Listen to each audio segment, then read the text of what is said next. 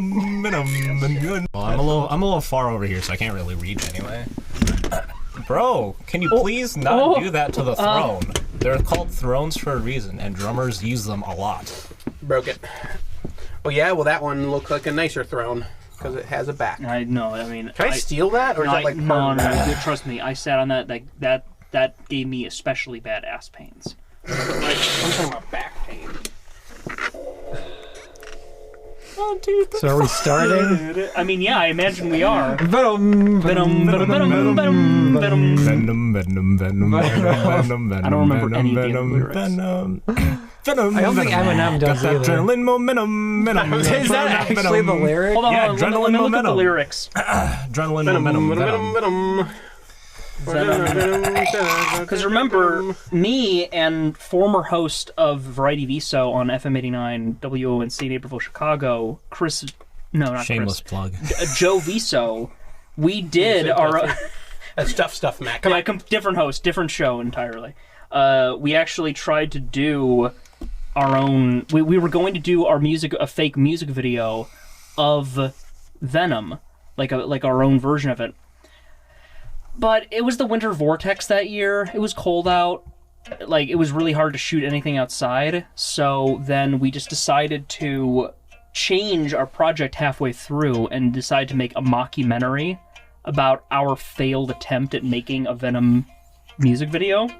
Anyway, the lyrics are, life sucks and I never... Oh, God, no, I don't want to read the rest of this. Oh, that's fine. Pass it over here. I'll read it. I am absolutely a rap god. No, you have to go to the chorus. So you know when he says Venom. All right, let me see if I can find it. Wait, hold on. It was right there. No, right there. No, that was the beginning. Oh, right. Yeah, it wasn't the chorus, bud. You're looking for the chorus. Wait, is this? This is by Little Sim. Oh, This is not yeah. Eminem. Sorry, I just naturally assumed. And I thought Matt was the connoisseur of Venom. No, I'm not. That's Right. Michael. That's Michael. right. That's right. That's Michael. Michael's the connoisseur of Venom. Am I? Yeah. Yes, Damn, I because should we have said worn my you were. Venom shirt today. You have a Venom Why shirt? didn't you? Yeah, I have a Venom shirt. It's pretty sick.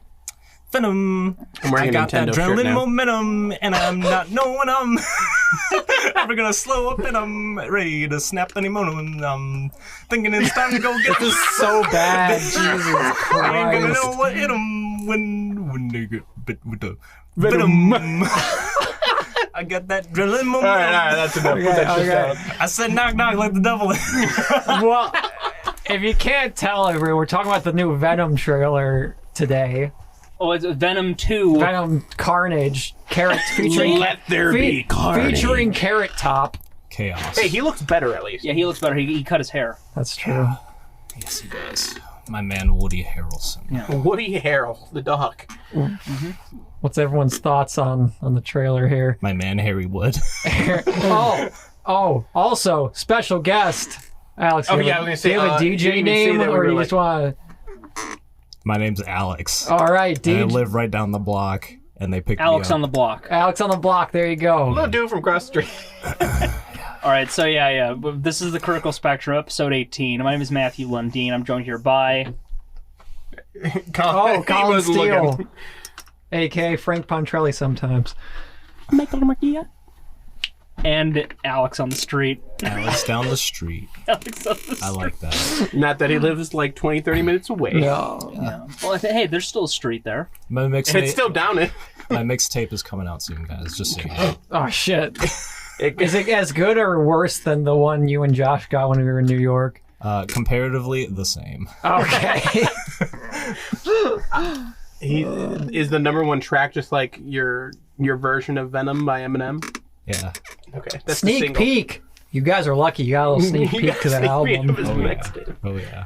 We just cover Eminem songs. Oh. This is like when we spent half a year getting teased about we just getting little bits and pieces of Montero from Lil Nas, and then we finally got the song.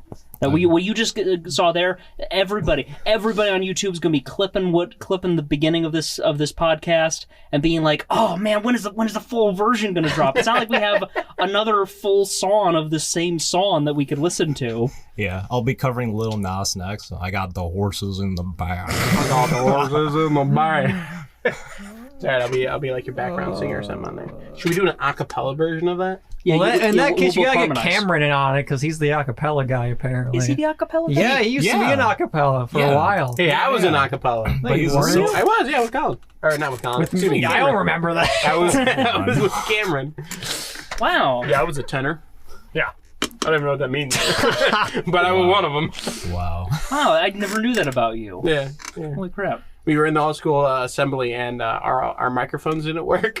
Well, of course. Yeah, so it was the all-school assembly. That's right. Remember that? Yeah, that was me. I was in there. Oh, that's I I forgot actually about remember that. Okay, You remember that? listen. At LT, nothing ever worked with that assembly. Like, No. I don't know what it was. Like, I tried telling myself, like, oh man, the audio got really bad this year. No, every single year, the audio was got horrible. worse. Also, you know what was bullshit? Those all-school assemblies where they totally rigged it for the seniors or whatever to win. yeah. Yeah. Yeah. Well, you know what was even worse is when they cancel the all-school assembly and then still have a normal day of school. Oh, yeah. You remember they When did did they that? cancel that? Was it because of some...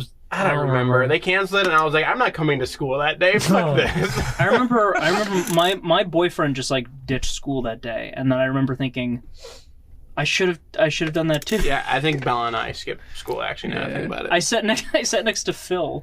So that's how you chose to spend your day that day, Matt. You sat next to Phil. Listen. I think it was the cheerleaders were performing. We didn't care. We both put in headphones and we were listening to Platinum Disco from Monogatari, and that's how we decided to savor Spend that your moment. all-school assembly. So Venom. Yeah, anyways, Oh yeah, Venom 2. Let's go back to Venom and that Carnage. shows how much we care. No, I'm Hold on. Show of hands. Who's seen Venom 1? I have. Show of hands that nobody can see at home. Everybody raise their hands. I'm just asking that for the sake of the people in the room because I don't know. So we've all seen it. Good. We'll go around from Alex to Michael to me to Colin. Actually, no, I'll go last. What are people's thoughts on it, Alex? On what? On Venom 2, the trailer. Like, what were I'm Venom. Keeping in mind your thoughts on Venom 1. All right, guys. Don't eat Mrs. Chen, okay? All right. Yep. That's That about sums it up. I rate the trailer a solid 10 Mrs. Chens out of 10. Okay. Cool. It's a good trailer, solid. I like what they did with Carnage. In my opinion, even though he really didn't have a lot of lighting in the trailer. Right. So you couldn't really see kind of what direction they went in, but it looks like they went more sanguine than actual like bright red like I've seen in Marvel Strike Force, for example. If anyone plays that in the audience. Yeah. It was funny, I saw people on Twitter like complaining about the look of Carnage, and it's like, I mean, admittedly the CG in the first film wasn't like the best, but like when I hear people complain about like, oh god, I can't believe they ruined Carnage, I'm like, he was always just going to be kind of like a red, like blood in the diarrhea looking Venom. He's literally just he's literally like he's like slightly he's anorexic, like blood Venom that has a bunch of fucking tentacles flying around everywhere. Yeah, basically. But even Venom has tentacles flying around. Yeah, but he has even more tentacles flying around. And they're like that's knives true. on the end of those tentacles. That's like always how like Venom's already cool, but the best thing they can do to differentiate the symbiotes in Spider-Man related fiction is just be like, well, how many more things can they just exude out of their body? True. That's the tell-all. I thought it would be more of like the personalities of the actual parasite. Oh yeah, Well, I guess that too. Well, it's like that. It's like with Venom in the first one. He's like a loser fucking symbiote, and he's just like, "Oh, I'm cool." And then he's I'm like, actually I'm a loser. I'm a loser, just like you, Eddie, bro. yeah. I'm a loser, baby. Wait, so wait. why don't you kill me? I'm gonna talk about that when we get to my points, but okay. Oh, me. The trailer was good. I mean, the trailer made me kind of excited to watch it, and I was like, okay, like it looks like they're going in a kind of different direction, but at the same time, I was kind of like they're making Venom and Eddie Brock more like an old married couple kind of thing. Yeah. Which, like, I don't know if I like that or not, going off the old one. Like, knowing a little bit more of the source material, it's like fine, I guess, but like I kind of hate it. Does it feel like a big jump for you in the timeline, maybe? Maybe, yeah, I think it will. I think it's probably gonna be somewhere like he's like, oh, I'm sick of having Venom. Fuck you. And then it's gonna be like a breakup moment in the fucking movie. And then Carnage shows up and they come back because they that's probably what's gonna happen. Oh my god, if they do something where they're like, that's our baby, or basically, like, I'm gonna be like, what the fuck? No, what's gonna happen is they're gonna break up, and then you're just gonna see a shot of Venom as like his blob form with two tentacles just weeping, just like two arms in front. Or of he's the gonna blob. go into like a cat and start crying or some shit. That'd be fucked. Well, because he was in a dog, so I'm like, well, okay, what is he gonna go into next? Yeah, that's true. He'll just eat the cat. True. Well, what would you? How many Mrs. Chens would you rate the trailer? I'd rate it like a solid 9 Mrs. Chens out of 10. Oh, damn. Yeah, as long as they don't eat Mrs. Chen. Actually, the missing Mrs. Chen was probably the real missing Chen for me, because she's gonna get eaten. You know, Carnage is gonna kill her. Yeah. Oh, 100%. That's gonna be the motivation for them to come back. They're like, Mrs. Chen got fucked up. We gotta come back. That's like the same logic. I'll never do it. Your We're mom making a has team.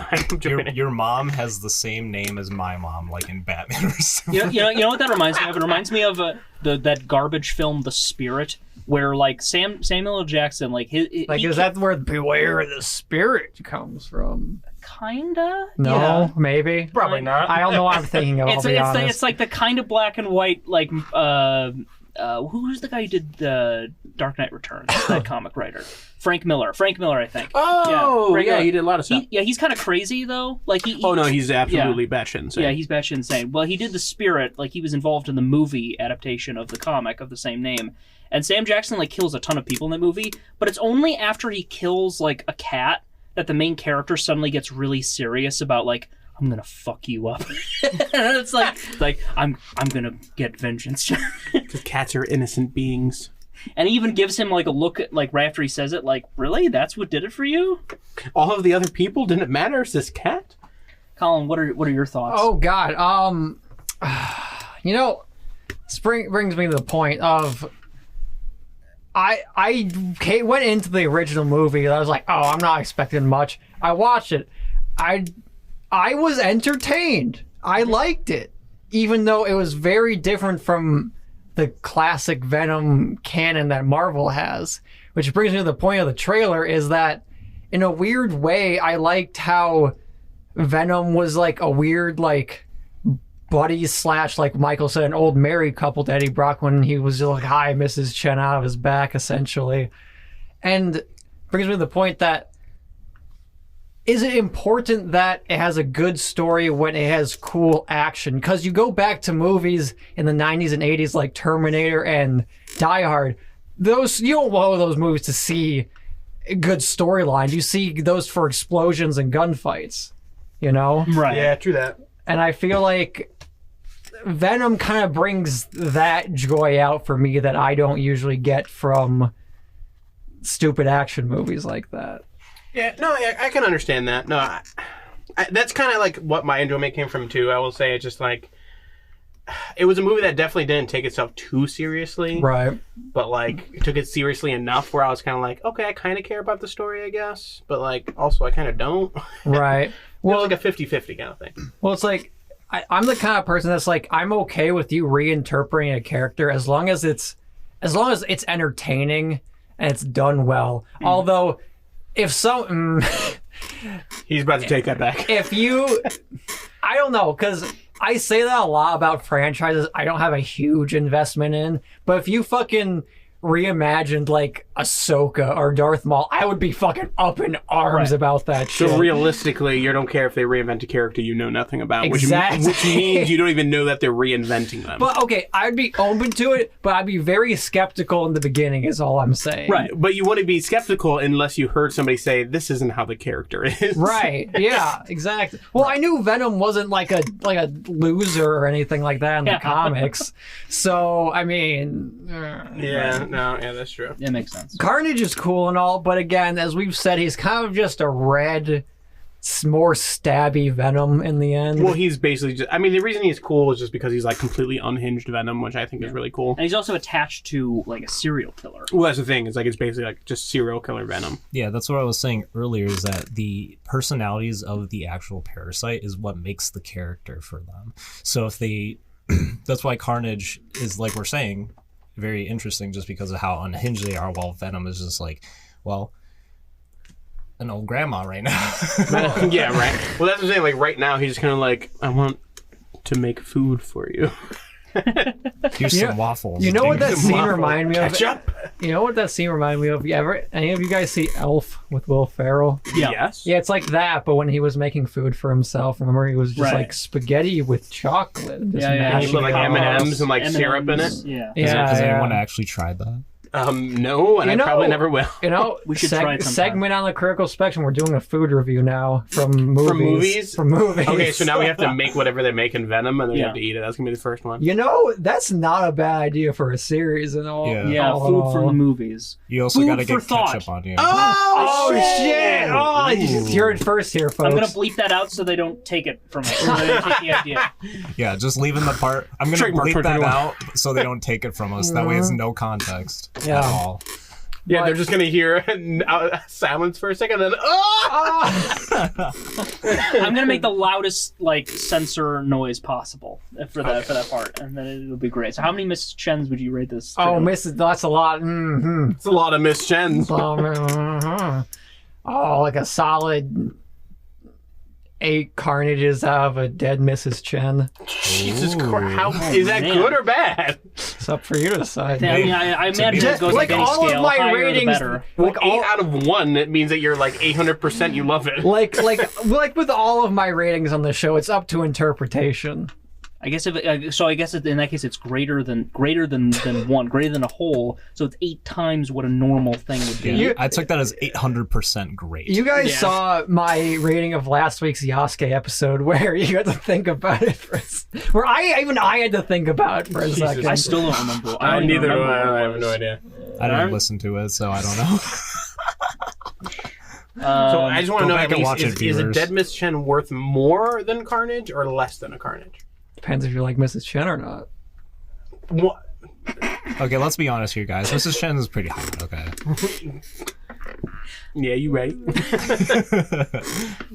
She's pretty based. She knows that she knows his secret. She knows about Venom, but she's not like that perturbed by it. Like, I don't know. No, she's It's mostly when weirdly she's getting chill threat about it. being eaten. Yeah.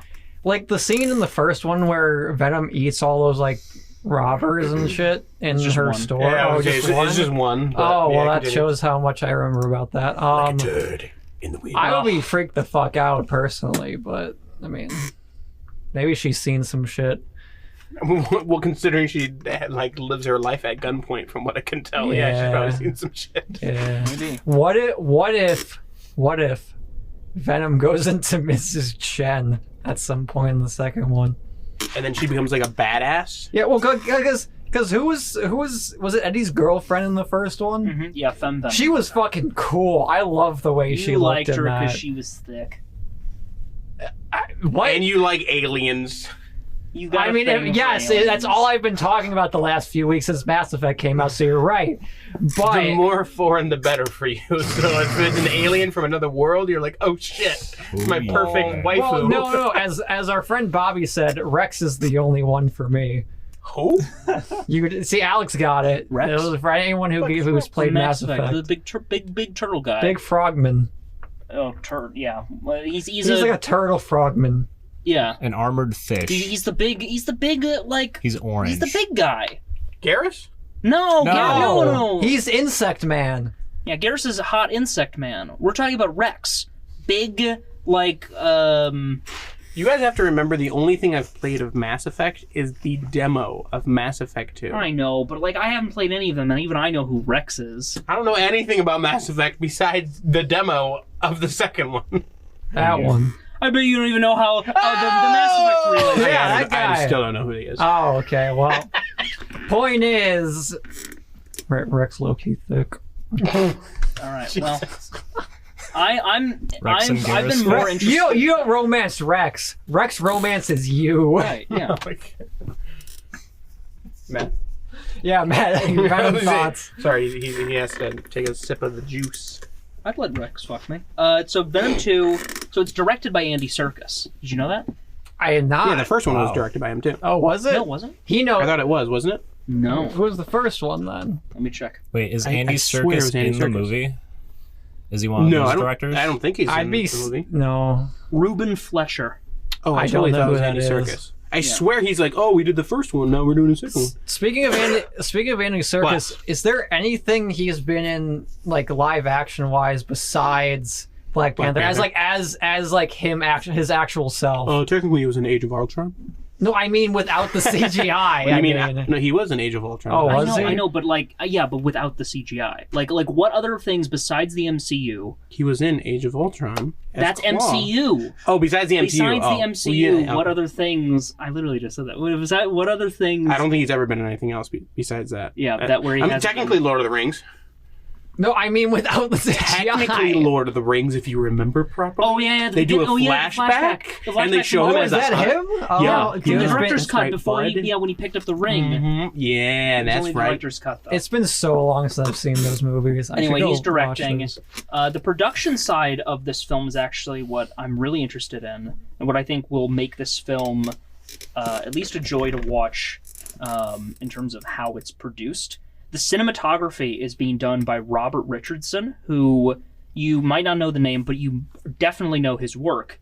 He was the cinematographer for Kill Bill, both of them, Inglourious Bastards, and Once Upon a Time in Hollywood. So he's done a lot of work. I've only ever seen one of those. All right, well, he's done a lot of work with like Tarantino. So this film at the very least will look really good. CG notwithstanding, because we don't know exactly how that's going to look. Hopefully it looks good. Hopefully it's good visual effects. But yeah, I'm really interested in who's on the staff of this film. Now, I wasn't a huge fan of the first one. I don't think it's a good movie, but I do think it has its charms. But is it entertaining? I mean, I laughed. Yeah, I didn't really go to Venom looking for a good movie. I just went in expecting to be entertained, and I thoroughly was. And I mean, it was just great listening to. It was great just listening to, Tom Hardy, his performance, and that accent that he was given. And he was given an accent? I remember we talked about this. Well, I mean, that's definitely not his real voice. No, right? Well, we said it was a really bad accent. I remember that. Because it was like... Yeah, it was like, all right. You know what I think? It was weird. You know what I think it was? I think the film was originally supposed to be in New York. But because it's set in L.A., he was like, shit, I've been practicing this New York accent. What do I do with this? They could have just written in he just moved to L.A. or something. They did. Oh, they did? Yeah, that's what they said. Oh, wow. But it was still kind of it was still a bad accent. And here's the thing. In this trailer for the second one, I think they've toned it back. When I was listening to him speak, I was like, maybe just because he's not freaking out and dunking himself in a fish tank, but which is, by the way, probably the best scene of the last movie. Absolutely. But I just thought, I mean, he was hilarious, but I'm interested to see what changes have come with this new team working on this film. But I'm also equally interested in the things that haven't changed. It doesn't feel like this movie is a course correction. I don't think they're trying to fix the problems of the first one. No, they're kind of leaning in. They're kind of leaning into the more ridiculous side. Exactly, and committing to it. I mean, to be fair too, that it got bombed critic wise, but audience wise, I'm pretty sure it had a good 80% on Rotten Tomatoes for a long time. So, I mean, to the fans, which are most people who are actually going to be paying to see the movie, because I don't think they really care too much about the 10 critics that go to see it. Right. They're probably just going to try to pander to them. So, and the thing is, them really committing to Eddie and Venom having this odd couple relationship, I'm really excited for that, because I think that was one of the most entertaining parts of the first film, and I think it could have benefited from having more of that. So if they lean into that more, I think that if they fully commit to all of the silly tropey shit from the first film, this could genuinely be a great film. But what Colin said earlier about interpretations and changing things, it's a great point, because I've heard people talk about what Venom is in the comics, and it's very different. I mean, I despise what the MCU has done with Peter Parker and Spider-Man. So if somebody told me I just really don't like what they did with Venom, I'd be like, yeah, it makes sense. That makes sense, because I've heard what Venom's story was like in the comics, and I'm like, man, this is depressing as fuck, but really interesting. So, not having an opportunity for that type of story, it feels like a missed opportunity. That being said, Eddie and Venom are kind of like canonically in love with each other in the comics at a certain point. I thought in the comics now Venom was attached to like some like special forces dude. He's attached to Flash Thompson, who was Peter Parker's bully, I think, from high school. Yeah, he like went into the military, but I'm pretty sure I think he left him and like left a piece of it, kind of like how Carnage is like a piece of Venom. I want to say he left a piece of him, and then he became anti-Venom. Yeah. And then you have... He was like an anti-hero, like cured cancer, I think. No, fuck. I just remember he was anti-Venom, then I'm pretty sure like now there's separate anti-Venom and then there's Venom, if I'm not mistaken. There's a lot of Venom. Isn't there like a Agent Venom or some shit Yeah, too? Agent Venom, I think that's Flash. That's a Flash Thompson. Yeah, Agent Venom. I think he was Agent Venom, and then, like I said, I think Venom left and still left a piece of it with Flash, and then Flash became anti-Venom. I saw a picture of Agent Venom. Like, I think you'd like it, Alex. It was like a Spec Ops looking like Venom with like an MP5, and I was like, oh damn. Yeah, I actually read a little bit of it. I don't remember when I saw it, but it was definitely him talking about how he can't really wear the suit that long or something like that. Right. Like, there was some stipulation about him actually wearing Venom as a suit. Interesting. I think he also doesn't have any limbs. Is that correct, or something like that? I don't know. I don't know much. I want to say it was something like that, where it was like Flash Thompson, because again, I think he was like a military guy who like lost his limbs or some shit from like a bomb. I don't know what the fuck happened. Yeah, and then a classic story of like, let's give this man a second chance to serve his country. Yeah, and then Venom was like, "Yo, I'm gonna attach onto you. Now you're back in action because I healed you." What if when they eventually do bring Venom into like the mainstream MCU, they give Venom to John Walker?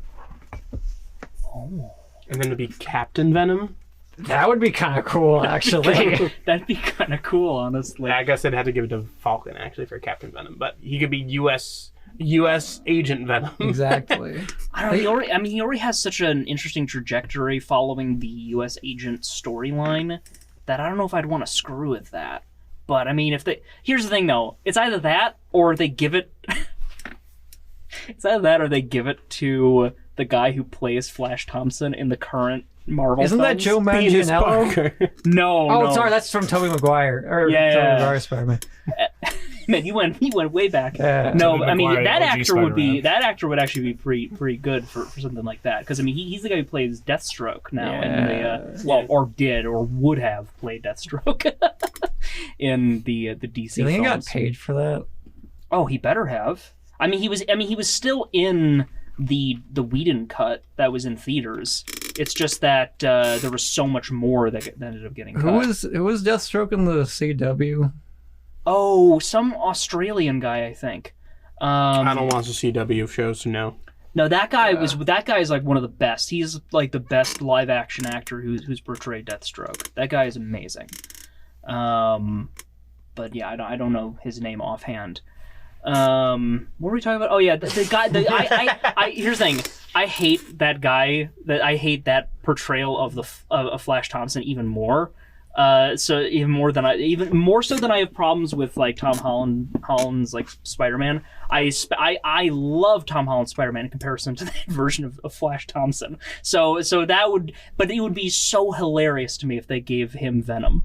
If they made him Venom. What if they did like? So what if they actually like allowed them to grow up, like the actors like did this for a few years and then actually turned them into like Venom and shit, and like actually gave Peter Parker. See, we got Smart Parker. Peter Paku. Yeah. Connection to what we're talking about later. Paku. That's gonna make sense in 30 minutes. Yeah, right. If they actually like gave him like life problems and shit, kind of like more so than he actually like made him more like the comics, would you like him then if they did that? Oh, probably. It would be funny to look back at like what we had versus what it came to. Like what there's got to be an example of that, of like the biggest turnaround for a character being not that interesting to being super interesting. I think it's going to be when Natalie Portman comes back for the next Thor film. That's going to be a huge turnaround from like a character that I don't think many people like genuinely love to suddenly they're the new Thor. I mean, Jim was kind of cool. The guy, the agent from WandaVision. Oh, yeah. He was an Ant-Man for like a little bit, and then came back and everyone's like, hey! So does that mean Thor's just bumming around with Guardians of the Galaxy Pretty at that much. point? Well, they might do like the Asgardians of the Galaxy, which was a thing in the comics. Oh, yeah. Then you could bring back Valkyrie and shit. Valkyrie's so great. Oh, She's kind of busy being the queen of Asgard, bud. Is she? Yeah, that's she was appointed Queen of Asgard when he left at the end of Endgame. Shit. I don't remember that. Tessa Thompson, can we talk about how awesome she is? What else has she been in? I'll be honest, I don't know a whole lot. Have you not seen Creed? No. Wow, you fucking assholes. I haven't seen any of the Rocky. Oh my god, Creed is great. I haven't seen any of the Rocky movies. Oh, you don't have to see the Rocky movies to see Creed. No, Just I watch know, Creed. but I still haven't seen any of the Rocky movies. Actually, you probably should. I've only seen like maybe like 2 or 3 of the Rocky movies, but I know enough to watch Creed and be like, hey, I understood that. But that brings me back to the point of, does anyone really give a shit about the storyline of Rocky or Creed? I mean, I think the later Rocky movies were probably like not less so, but the early ones, I think people still give a big shit about.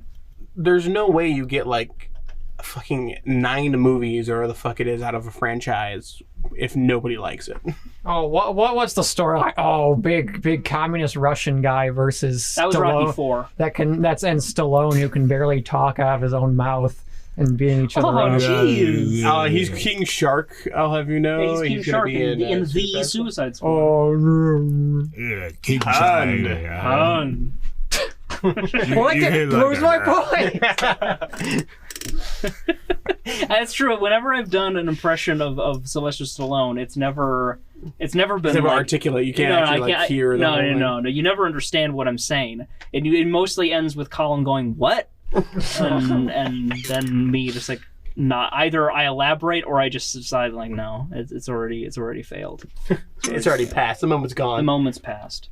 I just remember I was telling my dad about the trailer for Creed 2 when that was coming out, and I like tried to like recreate to him, like I was like, oh yeah, it now like Drago's like son is gonna be fighting Creed, and then Red Rocky tells him, it's like, no, you can't do this. That's the same thing your father said to me, and he died right here in my arms.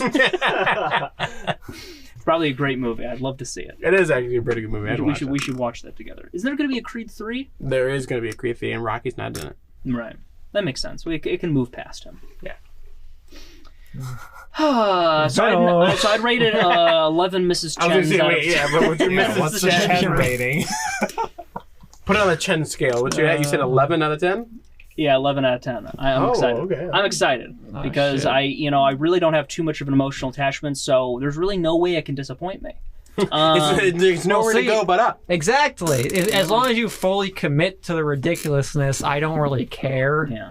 I'd also like to say that somebody pointed out that there's a shot of like a detective in the film, like looking at a newspaper, and it's the Daily Bugle, and it's the same Daily Bugle logo as in the Sam Raimi Spider-Man films. So what if it's in the same universe? No, I think the next one's supposed to be called like Venom versus Spider-Man. The director said they're not in any shared universes. Okay.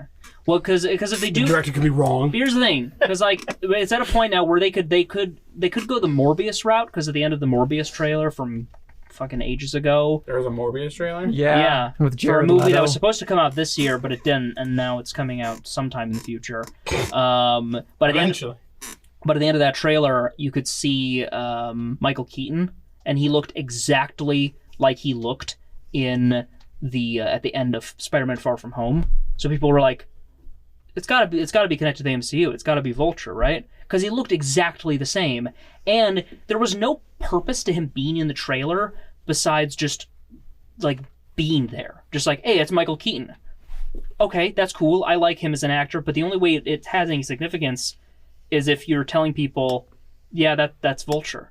So it has to be. I mean, honestly, that probably was going to come out before they decided like elongate the deal with Disney, because Sony's trying to do their own like Spider spin-off verse thing anyway. Did you know what they're calling it? They're calling it the Sony Pictures Universe of Marvel Comics, or SPUMC. I fucking hate that. Why can't they just call it the Spider-Verse?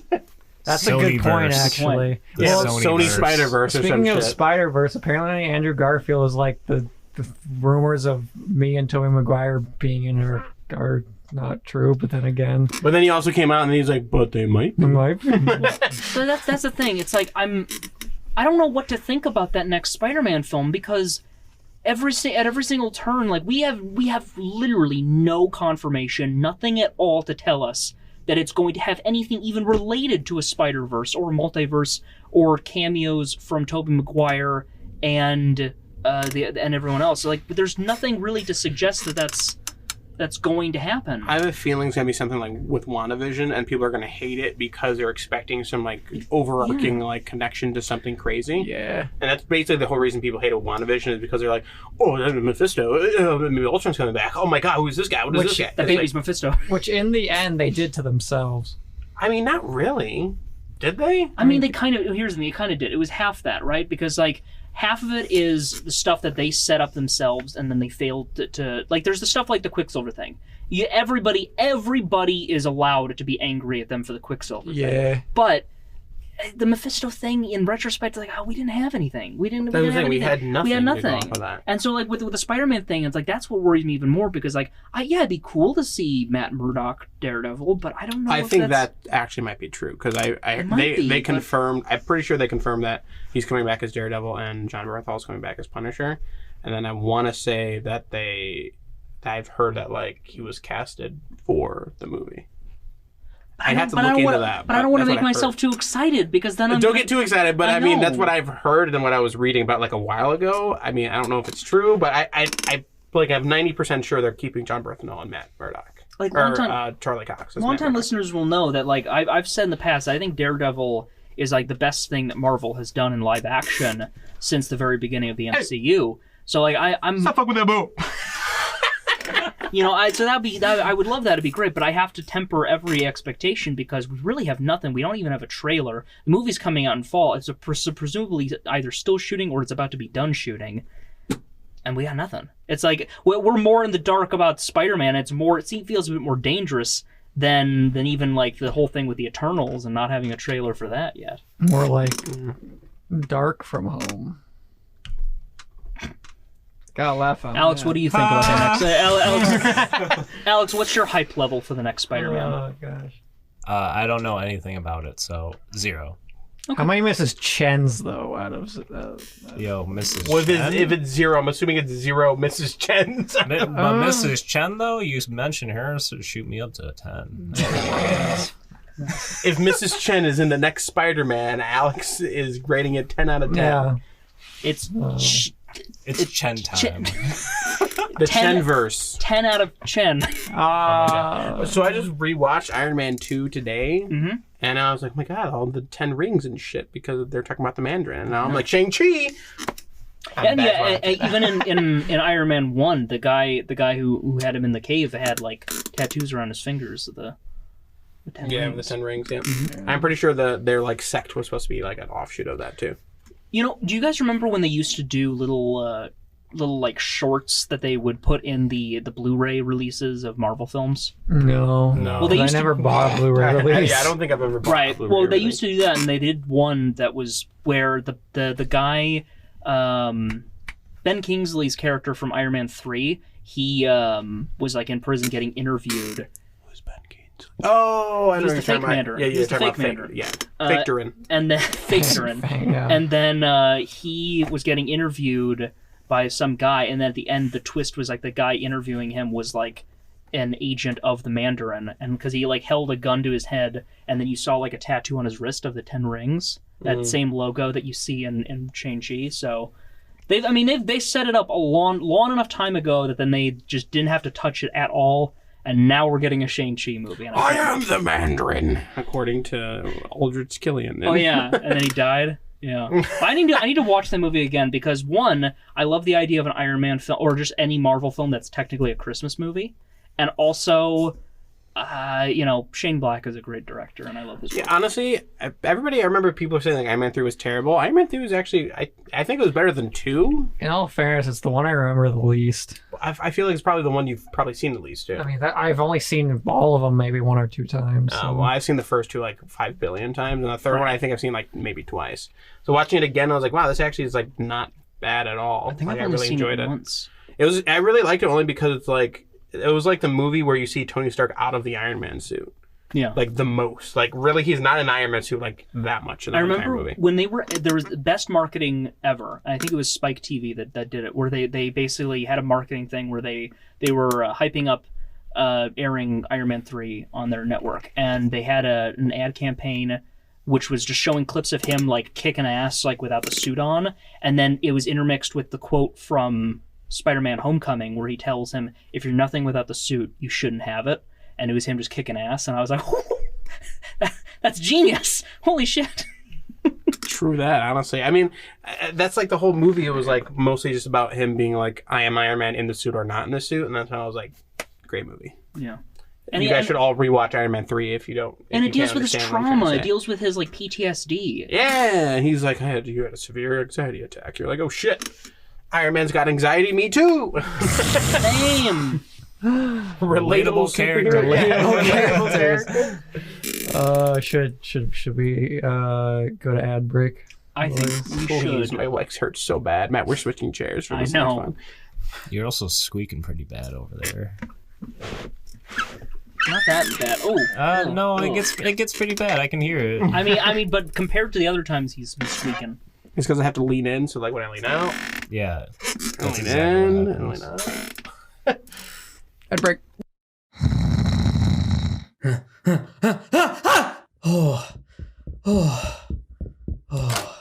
Matt, what's wrong? Oh God, Colin. I had a terrible nightmare that our critically acclaimed podcast, The Critical Spectrum, wasn't getting any listeners. Matthew, that would never happen. How can you be so sure? Because, you silly goose, we're using Anchor.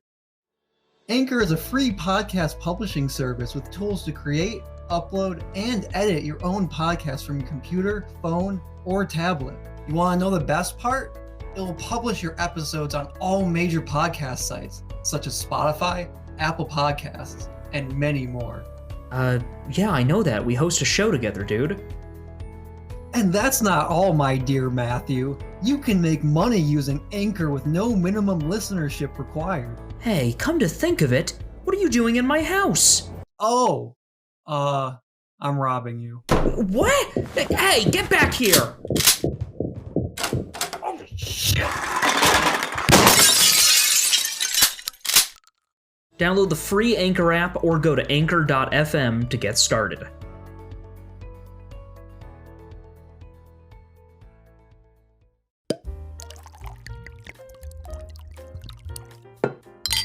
You hear that? It's called. We're the Critical Spectrum and welcome to Culture Core. 1, 2, 3, 4. Warhammer 3. Yep. I hope you enjoyed that little bit performed by yours truly, Colin Matt, you might have to Steele. put like a volume warning. I'm sure. I'll just. Did it clip? I always put I'm sure it did. I always put a speech leveler effect in Audition, so it should be fine. No, that makes sense. Do we want to see how it sounds? Yeah. Sure. Keep it raw. Go. Scott Pilgrim vs. the World is a 2010 or 2011 2010 film from director Edgar Wright, the man who you may know as the guy who created the Cornetto trilogy, which is the Hot Fuzz, the he did World's Hot End. Fuzz? He did. He did Hot Fuzz and like Shaun of the Dead and shit. Shaun of the Dead, those things. What? And then I didn't know that. Oh, I love him even more now. Yeah, and then he also did Baby Driver, which are probably I know him for that one. people are probably more recently familiar with. But yeah, Scott Pilgrim vs. the World is based on the comic book of the same name. It was also turned into a game at a certain point. But yeah, I saw this movie a while back, and I really loved it. It's actually one of my favorite movies of all time. And when I heard that it was coming back to theaters for a limited time, I told the guys, hey, let's go watch it. Yeah, when he texted us that, I was like, I'll be honest, I don't really give a shit. That's because you never But saw it. at the same time, because at the time we weren't doing it for Culture Corner, right? But then we did it for Culture Corner because we had nothing else to talk about this week. And then I was like, shit, I kind of like this movie. Yeah, that's right. Boy. Better. Fucking asshole. So a little primer. So Scott Pilgrim versus the World, the story. We begin in the how does it begin? They say like in the narrator is Bill Hader, or he's credited as the voice, and he just says, a long time ago in the far off land of Toronto, Canada, and it follows Scott Pilgrim, who recently has been dumped by his like hot like rocker girlfriend played by Brie Larson. I mean, not that recently. It was like a year ago. It was like a year previous. But now he is like not dealing with it in the best ways. He's dating a high schooler. He's 22, by the way. He's 22. And dating like a 17-year-old. Dating a 17-year-old. Questionable, which we were thinking like, what if she's actually 16 and then turned 17? Yeah, because I'll bring this up at some point. I mean, I'm just bringing it up now. But Yeah. she said at some point during the movie that she was like, "Oh, you want to come to my birthday dinner?" But then later in the movie, it said Knives Chow, which is her name in the movie, at 18 or 17 years old. Which Michael brought up the point is like, what if she was lying about her age and she just turned, or she's about to turn 17? Yeah, that's what I was thinking. Well, because they were like, oh, well, wouldn't she be 18? I'm like, but guys, what if she's just lying and she actually just turned 17? Wouldn't that make it worse? Yeah. But it's like a relationship that like everybody who's concerned like points out to Scott like, this isn't like real. Like you're just like seeking the comfort of being with someone. You're not even like really like seeing this as an actual relationship. And he's like, oh, no, it's great. But then he meets Ramona Flowers, played by Mary Elizabeth Winstead, and immediately is like, oh, man, she is just awesome. I need to get with her. Problem is, as soon as he gets with her, before breaking up with Knives Chow, which is super uncool, he gets essentially thrust into a conflict between Ramona and her 7 evil exes, and has to battle all of them to be able to be with Ramona. And from then on, it's just fun times abound. Yeah, basically. Yeah. I want to start with Alex on your thoughts on Scott Pilgrim. Yeah. I'm interested. Well, you're talking to the guy that just realized Chris Evans was in it. Dude, okay, so my favorite scene of him is there's gonna be 2 clicks, me hanging up and me pulling the trigger. I didn't realize how many big names were in this movie. Mm-hmm. Yeah, that was my thoughts exactly too. I saw all the names at I think it was at the beginning, right? And it was just like, wow, Oh, Right? wow. And wait, who was that? A couple of those. Just, who is that? Yeah, right. It was like, oh, I know. Wait, who's that? Oh, yeah, I know that one though. Yeah, no, honestly, it was weird to see like all these like big names in like one movie like that, like before they were even considered like a big name. So I was like, oh shit. This is 2010. This is pre-Captain America. So pre-Captain America, Chris Evans, he was always like the wacky guy in a lot of films. Yeah, yeah. He didn't have a series. We didn't have our like fucking defending Jacob level like Chris Evans. That was actually a pretty good show. I don't know if you watched that. I didn't watch it, but I've seen clips I enjoyed it. and every time I see him, I'm like, oh, he's sad. Yeah, basically. It was, yeah. And then I just realized he was Johnny in Fantastic Yeah, Four. Fantastic Four. Yeah. Yeah, Johnny Storm. Which people think he's going to come back as because of the whole like multiverse of madness for Doctor Strange. They think they might bring him I don't know back. if I'd like that. I would like it. I think it'd be interesting. I mean, I feel like, I guess it wouldn't be, only because then you'd be like, wait, wouldn't he technically be a Steve Rogers that turned into Johnny Storm or some shit? Yeah, I guess I can see what you're talking about. But anyways, Scott Pilgrim vs. World, Alex. Yeah, Scott Pilgrim versus the World. If you like a zany adventure with, honestly, in my opinion, you don't really need to put a lot of thought into. You just, as long as you kind of pay attention, but even then you might not even need to follow everything going on, you'll be fine. It's basically just one big old video game with 7 boss rounds and occasional level ups and different aspects of video games type things.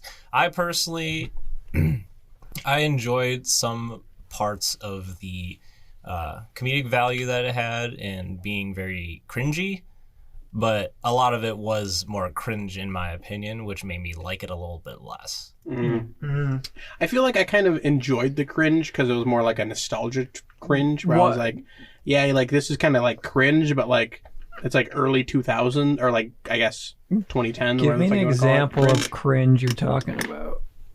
I'm gonna look to Alex for that because I can't really remember what scenes, but in the moment I remember like that was kind of cringe. Yeah, I can't. I can't remember a lot of it either. That's why I'm saying you can you don't even really need to pay attention, but you can still kind of enjoy the movie. Right. I mean, for me, like I feel like there wasn't as much cringe. Like there was maybe like 1 or 2 scenes, and again, I can't really even remember them because I enjoyed the other scenes so much. Yeah, like there was a couple of the cringe moments that I actually laughed at. I'm like, bro, what the fuck? I mean, there was. I mean, I can kind of understand that. Like when I started watching it in theaters, because it's been a while since I've watched it, and I just remember some things are cringy just because by nature, like by intention, like the nature of a character being an awkward character. Other times, I think it can come from the age that a film shows, and which I don't think that there's too many things about this film that suffer from that. There are little things which just because of, the times, it might seem like, oh, this is the type of thing that, is an unfortunate aspect of a film produced in a time before we kind of were more socially conscious about certain things. Right. So there's an element, there's something, some jokes targeted towards maybe like an Asian American community that could be, considered a bit distasteful. The mere premise of the main character dating a high schooler could be seen as, problematic. But then again, the film itself doesn't necessarily shy away from criticizing the main character for that and how like, unhealthy it is. It's a part of the main character's, like, biggest flaw throughout the film. So, I mean, there's a cringe factor. I think it comes down to how much of that you can excuse as an intended quality that then is sold well. Yeah. There's also an aspect of like, oh, it's early 2000s and that sort of thing. Well, That's what I was saying. Yeah, Early 2010, yeah. Well, like I feel like you were saying is like I feel like some of that is intentional, like because they're like trying to make it like that's kind of the comedy of it is like the cringe comedy that you're like, wow, that was cringy, but it was kind of funny because it was cringy, that kind of thing. Right. So I feel like a lot of it was that, but I totally do understand what you're saying. Like I feel like it is for specific audiences. Like not everybody's gonna love this movie because there is just some like. If you don't play video games, really, you're not gonna like this movie. No, you wouldn't. You're probably gonna hate this movie. Yeah. Even if you do play video games, if you're not like a hardcore, like if you're just playing like like first person shooters all the time, you probably still won't like this movie. But I would argue that as long as you have a basic knowledge of arcade video games, yeah, I would argue that. Yeah, because I would say that like the type of generation of gaming that this movie targets hardcore, I wasn't really a part of. Like, I don't play a lot of retro games. I don't play a lot of games that like have those particular sound effects and qualities, but I have a lot of respect for the aesthetic because the whole indie games industry has basically just been reusing those types of things for years, for eons. So I didn't have much of an issue with that necessarily. If anything, I think this, if you're not in this movie for its video game elements, like the idea of it being a video game brought to life, I'd say there's way more worth to it as a musical film, because the music in this film is, oh god, it's so incredible. Yeah. Like every concert scene, even if you like look at the lyrics and it's like they're clearly making fun of like garage bands that like have like really shitty lyrics. Kind of like so. Nirvana kind of thing. Like we are sex bomb 1 2 3 4. No, my favorite was what was that one band that was like just the depression band? Oh yeah, it's Wait, like, the one that was like we're the- sad and stuff. yeah. We're still sad. Oh, and yeah. Oh, yeah, the guys were like, this next one goes out to the guy in the balcony who won't stop shouting. It's called fuck you. It's called We Hate You, Please Die. This one's called I'm Sad Inside or some shit. I'm so sad, so very, very sad. Yeah. That was great. Those actors actually had to learn to play their instruments too. Yeah. Oh, yeah. That which I think was pretty cool. On that all, they actually on had all like the that. like the, a lot of the original music that Sex Bomb played, the band that Scott has in the that he's a part of in the film, a lot of that was written by musical artist Beck. Yeah. Yeah. There's another band too. I can't remember which one, but Beck was a bigger one from what I understood. Oh, I can kind of hear that. And Brie Larson sang that song Black Sheep herself. Yeah. Which I think was a pretty good song. It's a great song. It's one of the best. I leaned over to Colin, like, prepare for the best song. Which actually was inaccurate because then my actual favorite song, Threshold, during the fight against the two twins, that was actually my favorite song from the soundtrack. That was pretty good, too. Yeah. Back to Alex. Back to Alex's points. Back to Alex's review. Back to the overall. street. Yeah, back. I should do another like sound effect thing. Which, by the way, you, the three of us actually do need to chip in on that audio library thing, so that I can edit these. What? Remember, I told you the subscription for that audio library, so I could get sound effects. So much money. Oh, and it would have been less if Frank stayed with us, but he didn't. No, God, no, now it's more. Whoa. Now it's more. So anyway, They're calling you out, Frank. I'm calling you out. Oh yeah, That's wait, true, Colin that's is Frank, true. so Colin pays double. Yeah, Frank, you piece of shit. Oh, I'm sorry, guys. That's not Yeah, Frank. that's Frank. That's Frank. So But, yeah. what did you think overall? But like, kind of like Matt was saying, like of the music and all that kind of shit. Because I know you're more of a musical fellow. Yeah. Yeah, as a musician that's obviously so pro that I know exactly what I'm doing and what I'm talking about. Right, with your rap mixtape that's coming out Oh soon. yeah, of course. Yeah. Yeah. Well, aside from the rap, I actually am a musician. I know, yeah, I was so- joking. But yeah, it kind of exemplifies that you can be very simple in your instrumental lineup and in what you do, which in my opinion doesn't really insult the music industry. Like, it does make fun of it, which is kind of the point of it, but it shows that you don't need to do all this fancy musical techniques like on the guitar, sweep picking, tapping. It's like, you don't need to be all technical. You can be as simple as the song you just mentioned, Matt, Threshold. Yeah. Right? Yeah. I was only hearing like 3 notes for the most part on the bass and maybe a couple chords, but that was pretty much it. But I will agree with you, that was actually a pretty good song. It gets me so hyped every time because Yeah. I mean, it really is like that. Like of all the fights, like all the fights have musical elements to them, or like a strong, like really strong sound to them. But that one, especially because it was a literal battle of the bands, that is always like whenever I look up clips of Scott Pilgrim, it's always one of the first things that I look up just to get that adrenaline pumping. Mm-hmm. And it incorporated the technical or the techno-ish aspects from those twins, right? Because they had more of a keyboard sound. Yep. So that added a different kind of dynamic, whereas to something that you may not have heard, or it would have added a different element, whereas compared to earlier where they were just a 3-piece band with some lyrics earlier in the movie. Right. Yeah, no, I definitely understood, like, music-wise, it was very... I kind of saw that, too. It was very, like, simple, but, like, effective at the same time. Well, in a way, I feel like that was kind of the point, because Right, 'cause they were Scott's band supposed was to- like, do you think they know? Did we suck? Do you think they knew we suck? Yeah. Yeah, that's true. Yeah, they, like, knew they were, like, just too simple. Yeah, that's true. So, yeah, no, I feel like the music was used very effectively in this. Considering they were supposed to be in a band, I feel like that was an important part that they kind of nailed on there. Oh, yeah. But you know what I think is even more impressive than the music? Some of like the visual design and visual effects in this film. There are some things in this film that I have never seen replicated in live action. Yeah, no, same. Yeah, it's a very unique film overall. Well, I feel for like that that's kind of Edgar Wright for you. Yeah, Yeah, it really you know. is. And you know, I've said in the past that like if anybody was, if I trusted anybody to work on live action adaptations of comics or anime or anything like that, like Edgar Wright was originally supposed to be the person directing Ant-Man. He ended up writing some of the screenplay, but he was originally supposed to direct it. And I still would have loved to have seen what he would have done with that. And Ant-Man ended up still being a pretty decent film. But I would have loved to have seen what he could have brought to the table with that. Because you look at Scott Pilgrim and you look at like the way that in the first scene alone, when they're strumming on the guitars and you can see like kind of like the anime-esque like The notes. the notes, the like the air currents like coming off of it, Yeah. and like later on when he's fighting Todd, the he knocked the mic a bit. I don't know if that's gonna Sorry, my beer. that's fine.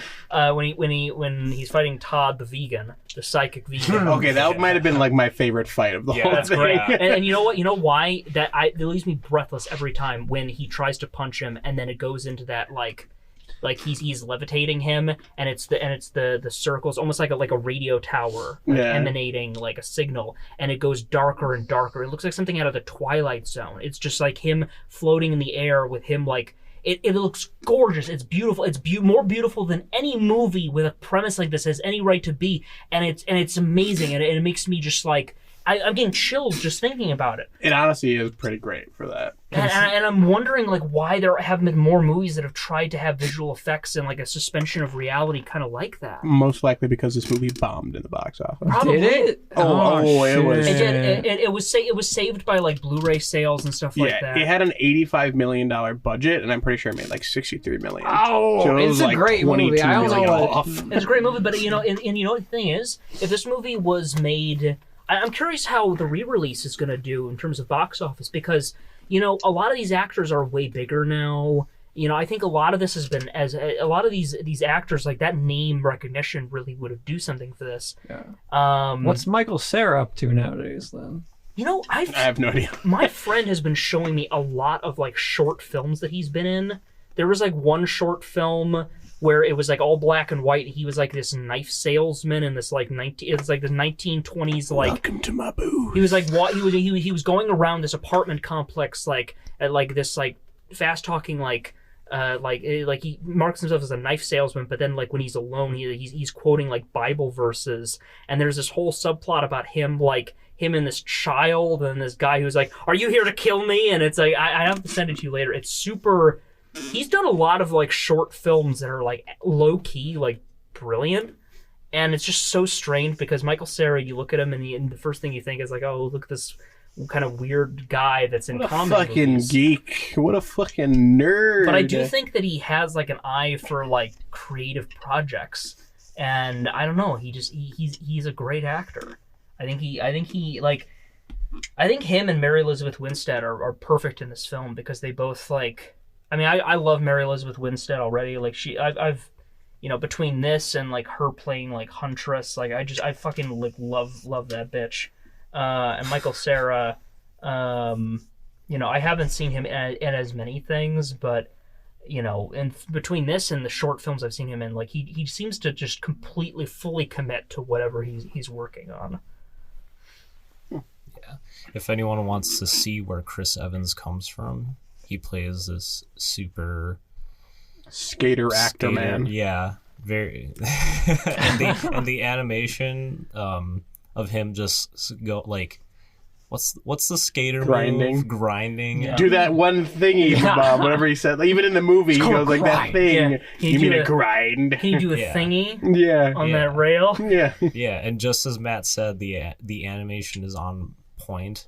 Oh yeah. With that. Especially that scene, because it's just a mixture of Chris Evans, like his face going back and forth in the comic style, and then like going, and then it just shows like the kilometers per hour because they're in Canada, and it's like 300 kilometers per hour. God, what a fucking! And honestly, it cuts back to him, He goes, "Whoa! And then, wow! Yeah. Wow!" And then it cuts off again. And then Wallace kind of was like, "Huh." And then just walks away. Wallace was fucking amazing in that movie. Wallace is the gay roommate in the film, and he's just, kicker in the ball. Yeah, total, just fucking iconic. I love him. He's wonderful. My chair's probably squeaking a lot. I'm trying to stay still. Wait, can we just admire the moment that Colin literally just described Wallace as just a villager from Minecraft?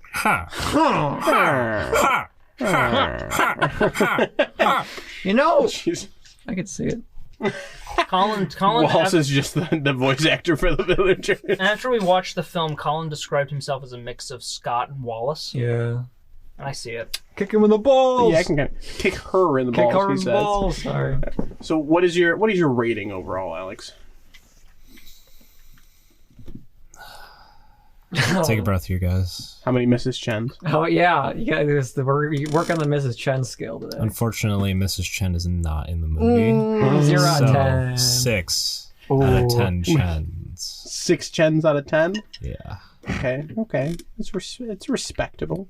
It may have bombed in the box office, guys, but like I said, if you want a movie to not really pay attention to. Alex is also coming out with an ASMR series. You can absolutely watch this movie. You can definitely find him on YouTube. What'd you say? Okay. All right, so 6 Chens out of 10.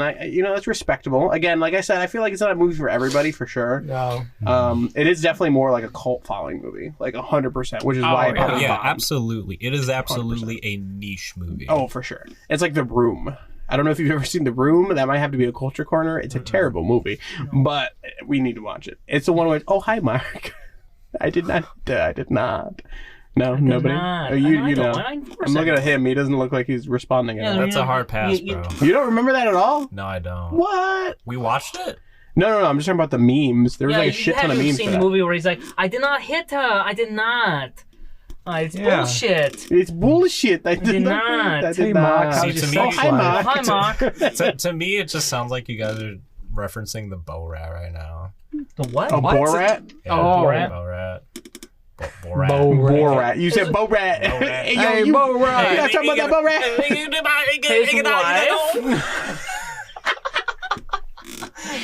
Okay. All right. So Alex gives it a D, basically, because 6 out of 10 is 60%, which is a D.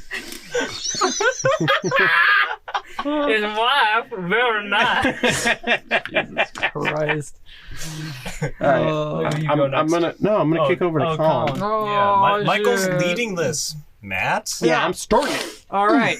So, really like this movie. I will say, as you know, I like to get to the bad stuff first before I get to the good stuff. Like the majority of it. Once it got to the Patel fight with his 6 hipster girlfriends, kind of lost me a bit. I was like, what? I was like, I love the comedy in it. Don't get me wrong. It came out of like left field for that shit. You're like, what the fuck just happened? I think it's sold entirely by Anna Kendrick going, what? Yeah. That to me is what sells it entirely. If it didn't have that shot, I would have been like, what? Well, but she says exactly what I'm thinking. That part was super video gamey. It kind of took me out of the story, because I feel like in comparison to that fight, the rest of the X's fights weren't super video gamey compared to that one. But you may just be saying that because of how video gaming the first, more of because that it was set, the fight, how it's going to be done was set by the first one. You may not think that because now you're expecting that. Yeah, that's true. It was just very. You can't tell me that the vegan fight isn't. No, the vegan fight. I know, but the vegan fight's great because there's an underlying joke to it. Somebody call the vegan police, I guess. And also because the visuals are fucking incredible. Yeah, and the vegan police are just like when they're outside in the alleyway and then you see the sound, visually see the coming out of the building because they're having a bass off. Yeah. Yeah, that shit is incredible. The comedy was great. Michael was saying his favorite scene was when Knives comes out after Scott breaks up with her, and she's like, "Is Scott here?" And then he just jumps out the window, and you see the blur of him walk behind her. Yeah, and he's like, "Oh, he just left." Really? And then you see walk in. Yeah. Yeah, that honestly might be one of my favorite scenes comedy-wise. Great scene. Besides some of the vegan ones. Well, it's also the side characters are great because same with Aubrey Plaza's characters. They're like, wait, you work here? Because she's just basically everywhere because she apparently has 80 jobs. Yeah. Which I thought was pretty great. I like that, but also part of that too, just because you brought it up, she's the only one, or one of the only characters that has the censorship over her mouth. Yeah. I love how he's like, how are you doing that with your mouth? They're actually kind of talking about how part of me was like, can they actually see a lot of these effects? Or is it just supposed to be effects? How It's the magic of Canada, man. Yeah. Right, I got. Well, because I'm thinking like you were saying, the first fight was really video gaming. Did they actually see all that video gaminess? Well, that's the thing. I was expecting a moment in the movie where it would cut to a visual of what people were seeing that wasn't the video game. That'd been pretty funny. Or what if that actually was what they were seeing for some reason? That'd be weird and wild. No, I was expecting it to cut, and then in the Patel and Scott fight, it was just them just really lamely just trying to throw punches at each other or something like that. That would have been pretty great. Oh, what was I gonna say? Some about side characters were good. Side characters were great. I loved Anna Kendrick. The guy who played Wallace did a great job. I'm surprised I haven't seen him in more stuff. I want to say like that's the only thing I've ever seen. Really, he did a really good job. Isn't he like? I think isn't he like Macaulay Culkin's like brother or something? He looks like it. Yeah, I was about to say he looks very similar. Wasn't sold on Ramona at first, but as the movie went, I was like, I see it. Yeah, at first she was kind of like, meh. And then like later on she got a lot better. Oh, I also love the attention to detail. In the first party Scott met Ramona at, who was the guy with the glasses who plays the IT guy in The Office? I don't remember what his name is, but I know who you're talking about. Yeah, I love the attention to detail where he's still there at the last party at the end, because his caption was knows everybody. Yeah. That was Nelson Franklin playing the character Como. Or Como, and that he guy. was, he shows him like there's a garbage garbage scribble of like what Ramona looks like, and he's immediately it's like that would be Ramona Flowers. Yeah. You ever seen a girl who looks like this, like a fucking just a literally like all black Sharpie just scribbled on a fucking cheese? Like that would be Ramona Flowers. Well, I'm also interested because I'm assuming this is based off of a comic book, right? Mm-hmm. Yes. Yeah, so because they said he originally went out with the drummer during high school, right? I kind of want to see a movie also directed by Edgar Wright of him getting with the drummer, because they reference that in the movie. See, but like I think this is supposed to be like the first time to see all the comic bookiness. So like I feel like they would have to do like an after. And can I say, I love that they use the comic book style for those flashback scenes when she's explaining their relationship. I love that shit. I like that. It's great. Yeah, overall, great movie. I'm trying to think if there's anything other than the initial shock of the video gaminess that I didn't like. Not really. Yeah. Anything you were kind of like iffy on? Iffy? Like you're just kind of like it was fine, but like you would have preferred if it was done a little bit differently. Oh yeah, I thought 7X's was too much. So what would you say should have been cut out? I feel like it should have been whittled down to 4, maybe 5, just to give it a bit more.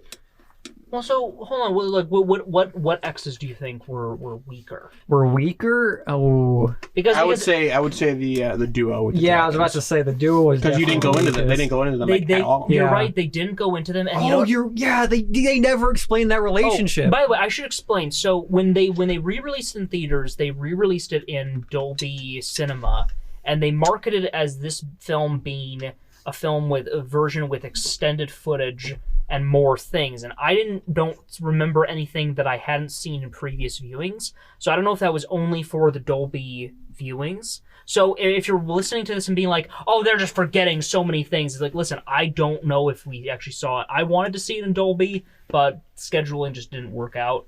I think you're right, because the 4K version is supposed to have all those extended. So Dolby is probably going to be the 4K. So maybe the extended version has that, and if it's so, I'm probably going to watch it, the extended version. Oh, I'm going to buy the 4K. Oh yeah, version, let's watch it together, and then if there's anything in there that expands on those characters, because I too was kind of feel like, oh man, I really want to hear her story about like why her dating the twins. That being said, every other time that she explained her relationship to the exes, it was when her and Scott were dating, and at that particular point in the film, they were kind of distant because of the previous fight. Yeah. So they probably kind of separated, and so it was probably difficult to find a diegetic way for her to give explanation as to like her relationship to those two.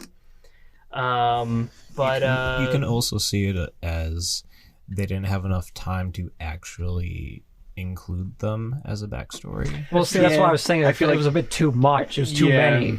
I can agree, because I feel like they did go, because the beginning was like they had a lot of intro, and then they got like into like the first and then the second and I think third. Yeah. And then after that, they kind of like rapid fired all of them after that. They explained pretty much every single one, either through the comic panels or through just exposition. The twins, not so much. However, I kind of can forgive it because, as I've said, that's my favorite song in the soundtrack. It's my favorite fight of all of them because it's the music fight, and that song is, again, like, Threshold is my favorite song from the soundtrack.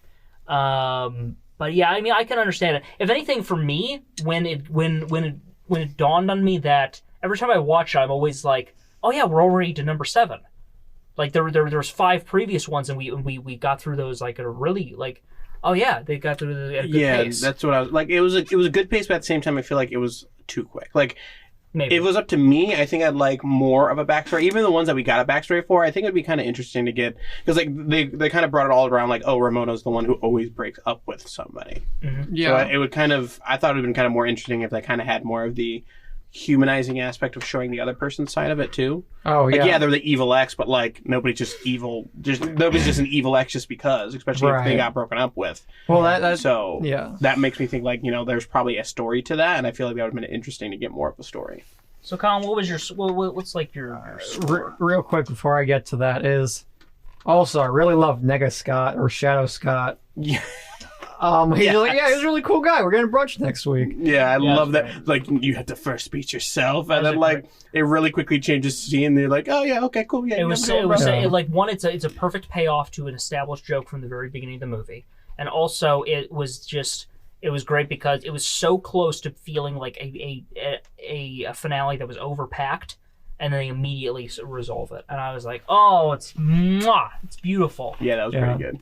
Oh God, I'm really blanking tonight, guys. Shadow Scott, and what else was I about to say? Whatever. Scores. Score, I'd give it a solid. I remember what I was about to say. Sorry. I really did also appreciate that the end of this movie wasn't all classic, geek gets girl sort of thing. Because at the end he gets 2 lives essentially. He's like, and it's like, Scott has earned the power of love. But then he dies, and he's like, Scott has earned the power of self-respect. Yeah, I love that because that at was the good. end, yeah, because the other ending you were kind of like, oh, that's kind of like shitty, like with the like telling Ramona and everything. It just kind of was like just a shitty way to tell them and everything too. And don't get me wrong, the second way was like, it was still kind of telling them in the same way, but like just differently. Yeah. And I feel like I liked how they did it. Like they did like 2 different endings, almost like a bad ending and then a good ending. They did like I'm in like lesbians with you. Yeah, yeah, and it treats the relationship with some respect, because I think a lot of the charm of this film, like you can enjoy this film on a very purely emotional level, but when you really analyze it, I mean, I think it's a film about kind of shitty people who together kind of help each other become less shitty. Oh yeah. And I think like Ramona is someone who, thought like the best way to just kind of solve these problems that I caused was just kind of run away. Like, clearly I'm the problem, so I'll just leave. But it's like you have to work through problems. I've drank a beer and I'm getting really introspective now.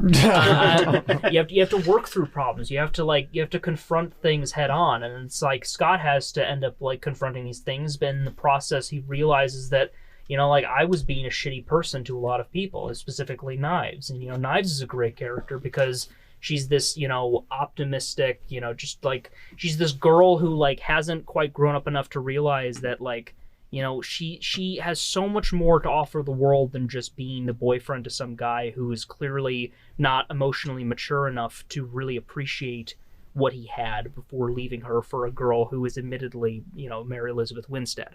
So, but yeah, I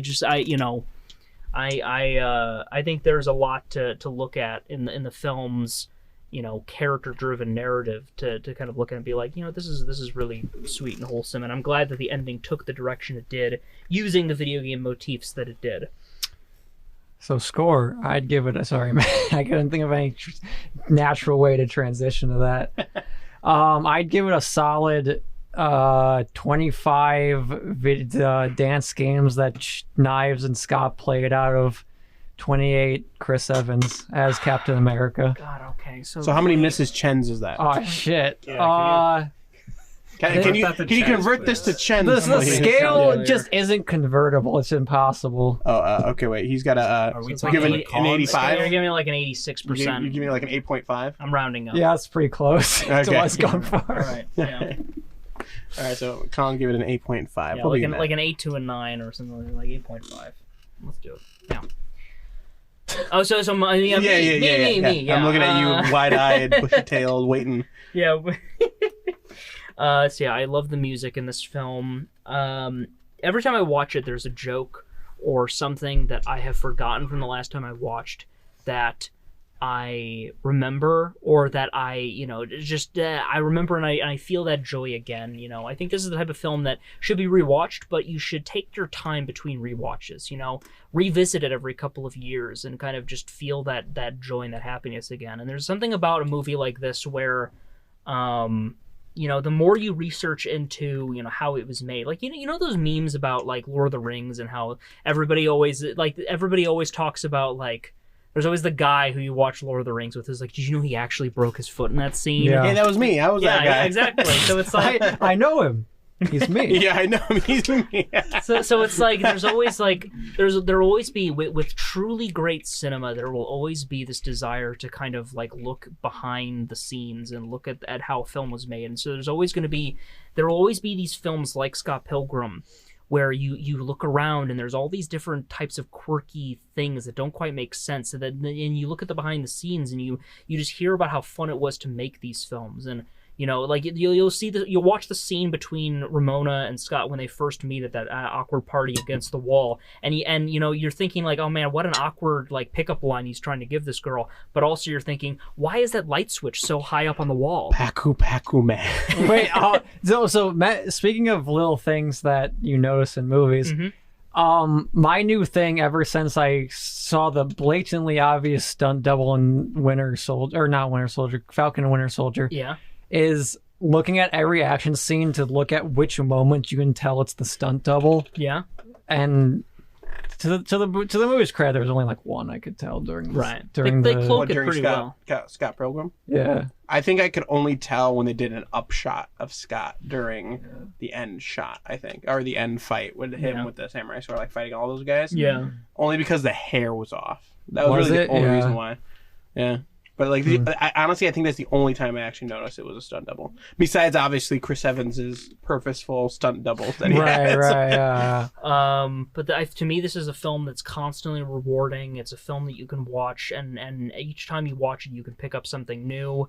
And it's generally, it's a fun, musically rich romp that will, it'll hopefully, if you're in the right circumstances, you're in the mood for it, it'll stick with you, and that's, I think, the most important thing. And to me, when in the past, when people have asked me like, what's your favorite movie, that's always a difficult question for me, because I think like, oh, maybe like V for Vendetta, or maybe like Skyfall, but usually one of the three, those are two of the three I usually say. The third is Scott Pilgrim, and it wasn't until watching in theaters that I finally decided to just, okay, I need to buckle down. What is my favorite movie? And I think, honestly, my favorite movie is Scott Pilgrim. I really do think that it is my favorite movie of all time. And it's one that I will absolutely delight in sharing with everybody that I love for years to come. So, I mean, I'm going to give this movie my highest recommendation at a 10 out of 10. Oh, nice. Okay. 10 out of 10. This is Chen. This is 10 Chens out of 10. 10 Chens out of 10. 10 Chens out of 10. Wrong race. I gotta say, wait, hold on. I feel 10 bad. chows out of chows. Oh, there we go. 10 yeah. chows. 10 knives out of knives. Knife chows. Yeah. Knives chows. Yeah.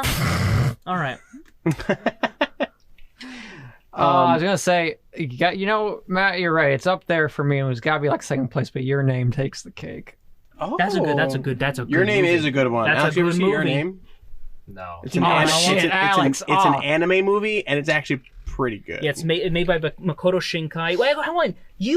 I know you were there because Nicole was with us when we watched it, I think. It was just me and you when we watched That's it. pretty good. Wait, no, but not Your Name. Weathering with You. Remember that? Because Nicole I was watched with us. both with you. Yeah, Nicole was with us. Were you with us? No, I actually watched it when I was gone. I'm was like, gone I was when we watched 90% it. sure it was just me and you watching it. Weathering with You? No, 'Cause I know- Your Name. Your Name, yeah, because we watched it at my house. We got remember, because I think we went to Mitsuwa. We got like We got like Pocky, and we were drinking that sake, and we realized that Pocky and sake does not go well together. Not the Pocky sake combo. No, Yeah. Pocky sake. No. We need to go. By the way, we need to go to That's- Mitsuwa again that sounds sometime like it. together. Mitsuwa is Let's fucking do amazing. that soon because god damn it, I want ramen or curry, and especially Sushi curry. Yeah, Because we can the get katsu curry. Mm. we can get ramen No. here in town for a high price, Matt, but it's good. Man, no, the shit where it's at is I think it's the katsu chicken where they put a little fried egg on top. Oh. Yeah, I mean Oh, that's yeah. What good are too. you talking about? That's I don't think I've ever No, had that. like you're talking about like the like chicken, Like the on top- breaded chicken on top of like some on top of greens, and they fucking put Oh, fried egg see, on 'cause- top. I don't think I ever had that. Because when I was in Japan, a typical thing was like a katsudon, which was like pork over rice and with like a bit of like an egg, like. Or cracked yeah, over. you can use rice too. But, Katsu. yeah. But curry is also great. There's a great place in Japan. For our listeners, if you ever take a visit to Japan, there's a chain restaurant called Koko Ichibanya. We always called it Koko Curry, and it's you can get curry at varying like spice levels. The highest I was able to go was like 3 because I'm white as fuck. But the Korean like transfer students, they could go up to fucking like 8 or 9, and I was like, God, I'm jealous. But like, just other countries just have way better spice tolerance, and I will forever be jealous about that. But you can choose like pork or chicken or like whatever, and then you get the curry, and you can choose the spice level, how much rice there is. And they have a menu where you can like, if you're not like fluent in Japanese, you can point to like the particular parts and like, you know, tell the waiter how much rice you want, how like what the spice level you want. It's all numbered. It's so delicious. Actually, a fun story. Sorry, we should get back to review soon. But there was my friend Cole. When we were in Japan together, I never met Cole. You know, we were all transfer students. We'd come from different parts of the world. He came from Canada, and we were eating dinner at this place. And then he saw some guy, another foreigner from Canada, and he was like, I know that guy. I think we played like Magic the Gathering or something. Like I think we met like a con or something like one. I don't remember how exactly they knew each other, but it was like they had reunited at this random like restaurant. That's bizarre.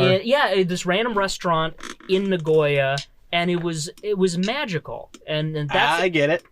Magical. They played Magic the Gathering. That's just. It was a magical gathering. That's my supposition based only on the fact that a lot of my friends Thanks for a played round of Magic the applause, Gathering. Alex. I have no idea if that's actually the case. It could have been another connection. I'm only basing it off of that because my friends like Tom and Cole, like they always play Magic the Gathering. You know what they say about assuming? Makes an ass out of you and me. Hey! God, we're a bit too far down the hole. Speaking of Canada, Scott Pilgrim, they were in Toronto. Yeah, Oh what's my God. your tell us your rating. It was good. Hey, bro, don't pull what I did during the raid. No, it was. I really enjoyed it. I will say, I think the comedy is really what kind of brought me in. I really enjoyed. I don't think there was any joke that like was lost on me. I think I got them all, and I enjoyed all of them. Like some of them, obviously, I wasn't just like I didn't think all of them were like hilarious, but they usually got a good chuckle out of me. But just some of the stupid ones too, just of the kicker and the balls, like just that kind of stupid stuff really got me, because that's honestly kind of like my humor, just random ass shit. Yeah. So I really enjoyed the comedy overall. Like you said, the music, Alex and Matt, the music was really good. I really enjoyed that overall. I feel like it does have a pretty memorable soundtrack. I was going to say sound test. It has a pretty memorable soundtrack. I do think it was kind of like simple, but it was like a good simple, whereas it was almost like parodying a lot of those older bands like you guys are talking about. So I really did enjoy that. But overall, it was just really interesting seeing a lot of these like younger actors that are not like big names. Oh yeah, I think that was one of the bigger things that drew me in to go seeing it. I was like, oh yeah, I forgot Chris Evans and all this shit, and just seeing it was just hilarious, going from him being Captain America to being, I don't even know what the fuck his name was, Skater Man. Well, I don't know. But I will say guys, you know what? Sorry to That's interrupt good. you, Michael, but You know that what's a missed opportunity was to play Skater Boy while Ramona was explaining her backstory. He was a skater. He was a skater boy. She said, "See you later, boy." That's a missed opportunity. I don't even know if that song was out. It probably was. Oh, I think it was. Yeah, it was definitely. I don't even remember. 2010, I honestly don't even absolutely. remember that song. But yes, actually, that would have been hilarious. Actually, if they did that. But what I was going to say was that nobody mentioned it. That I kind of mentioned as soon as we left the theater. These fight scenes were the fight scenes I was expecting in like Dragon Ball Evolution. Yeah. Oh yeah. Absolutely. And the fact that they were so good, like, yes, they're video gaming, but because of that, they were able to go balls to the wall with them, and I love them. And I wouldn't even say the inspiration was necessarily from video games, period. I think they also were just like in a pre-John Wick world. Something with this level of like this clearly took inspiration from like martial arts films. Oh, this definitely like felt like literally like illegit. Whoa, Jesus! I don't even know what just happened to my vocabulary. We've both been drinking too much. I've been drinking too much. It legit like felt like it was an anime kind of thing. Like I was like, this literally is what I thought Dragon Ball Z should be like if it was ever put into a movie. So the fact that this had that kind of fighting and Dragon Ball Evolution had whatever the fuck you want to call that, it just. It was terrible. But the fighting was so good. I really enjoyed it. I will say the first fight really did throw me for a loop at first. I was kind of like, I swear this is more video gaming. And then all of a sudden that happened, I was like, there it was. And I did enjoy the first fight. I really enjoyed it, especially with the guy just being like, my name is whatever he says, and fucking does like a weird ass like Patel. it does like a weird ass Matthew Patel. Yeah. He does like a weird pose and shit. Dev Patel is the name of the actor. The name of the actor. Oh, is it? Oh, I didn't even know that. He's the guy in Matthew Patel. that new movie, The Green Knight. Have you seen the trailer? Yeah. That actually looks pretty cool. That I actually gotta does look say. pretty cool. Wait, he's Gawain in that? I think so. Dev Patel. Fuck, he? I would not recognize him. Yeah, I did not recognize. I don't think so. Let me look at him up. I really don't think so. But if he is, then holy shit, because he looks way different He in this got a fucking fucking movie. glow yeah, up Dev since. Patel. Shit. Yeah, but is that the same guy that plays Matthew Patel in? No, it's not. Oh, Oh. That's what we thought you were saying. No. I was like, there's no fucking Wait, way then that what was the there's no way that connection you were Slumdog saying? Millionaire. No, was the I guy. said Dev Patel, and then I was saying like, oh yeah, Dev Patel, he's gonna be in Green Knight. I was just saying because, yeah. Wait, so Slumdog Millionaire guy is Gawain, No. or... Wait. Oh, yeah, yes. if that's Dev Patel, then yes, he's the guy from the Green Still, Knight. he got a fucking glow up then. Mm-hmm. He looks hot. Regardless. Who? I'm not gonna lie. No, but the yeah. guy who played him is. I don't think I've ever seen him in anything else. If I have no idea. Oh come on, where is he on the cast listing? I'm assuming pretty far down. He wasn't in it. Like, I feel like he doesn't have Wasn't in like it for that long. crazy amount of a role. Come on, Wait, where in is he? what movie are we talking about now? Now he's Now we're talking about back at Scott Pilgrim. We're trying to talk about Matthew Patel. The Yeah, guy. now we're talking about Matthew Oh, Patel. God. I'm gonna have to Okay. look at the IMDb. Did you not read the email I sent you? Yeah. That was one of my favorites too. skimmed it. Blah blah blah. 7 evil X's. Blah blah blah. Fight to the duel to the death. This is so boring. boring. Yeah, that was So it funny. was Satya Baba played Matthew Patel. There's no way he's in anything else. Like Hold on. if he is, then Hold I on, don't who know. knows? He was in. Yeah, no. He was in. You remember that one movie where they did that one thing? Ah, yes. Oh, he's looking like He's he's. trying. He's Yeah, trying. he's trying. He's gonna find No, one he hasn't movie. been in much. He was apparently in some sketches in Key and Peele. Oh, that's something. Ooh, That's yeah, something. that's something. He was in Which New. ones? He was in New Girl, but as probably as a side character Probably. in some Or college just, like, humor some sketches. He was in random, like, NCIS. yeah. All right, so he hasn't. He's a been in supporting much. actor in like random episodes of TV He stuff. did well in this movie. That's He the did most do important very thing. well in this movie, and that's like just that first fight was like I said, out of the blue, but it was also just such a great fight, like choreography wise, that I just was like, I don't even fucking care. That's like really weird and out of the ordinary. I think it's fucking wonderful. So yeah, just the fights overall, I really enjoyed all the fights. It was interesting to see too how they had to how he changed his fight style depending on the person. Whereas like the Mr. Vegan Man, he had to try to do it like a basis off because they were both basis. Yeah. But fuck yeah, the Vegan Man one was such a great one. Holy shit. Played by Brandon Routh, who played Superman in Superman Returns. I know who. Yeah, I've seen him. And who's also played Superman recently, and he played Superman again in like the crossover. Crisis. Yeah, Crisis. Can I say something real quick? Sorry, I forgot to put this. I forgot to put this in my part. I love how young Neil's role is never specified. Yeah, he's just there. Yeah. Hey, but then he becomes just Neil, and he's the bassist. Oh, that's true. Oh, what do you do? I'm young Neil. I like Zelda. Yeah. So, what do you play? Oh, that's a hard question. I play Zelda. Yeah. No. They just had such like random ass scenes like that too, where like just the random like stupid things that you're just like, what the fuck? Yeah. It just, I just love the movie overall, honestly. I remember when I first saw it, I was very like kind of like but then when I watched it like this time, I guess maybe just being older and maybe I don't know, knowing more about random ass other media and shit, I enjoyed it a lot more. I would give it 9.5 Chens out of 10. So it wasn't perfect. I feel like I was kind of talking with Alex, there were things that was like, yeah, it's a little cringe. Again, it's like very minute things that I remember, or that I don't remember, but that I remember being in it at least, that I was like, but almost all of it, I really enjoyed it. So I would give it 9.5 Chens out of 10.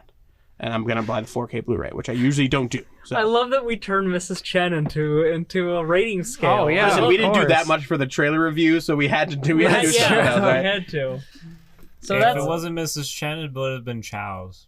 True. That's true. Yeah. That's true. Okay, so fucking small, since we finished our two main topics, some small news roundup. Apparently, so I completely forgot. I had no idea that they were shooting a new G.I. Joe movie that's like an origin for Snake Eyes. Oh, yeah.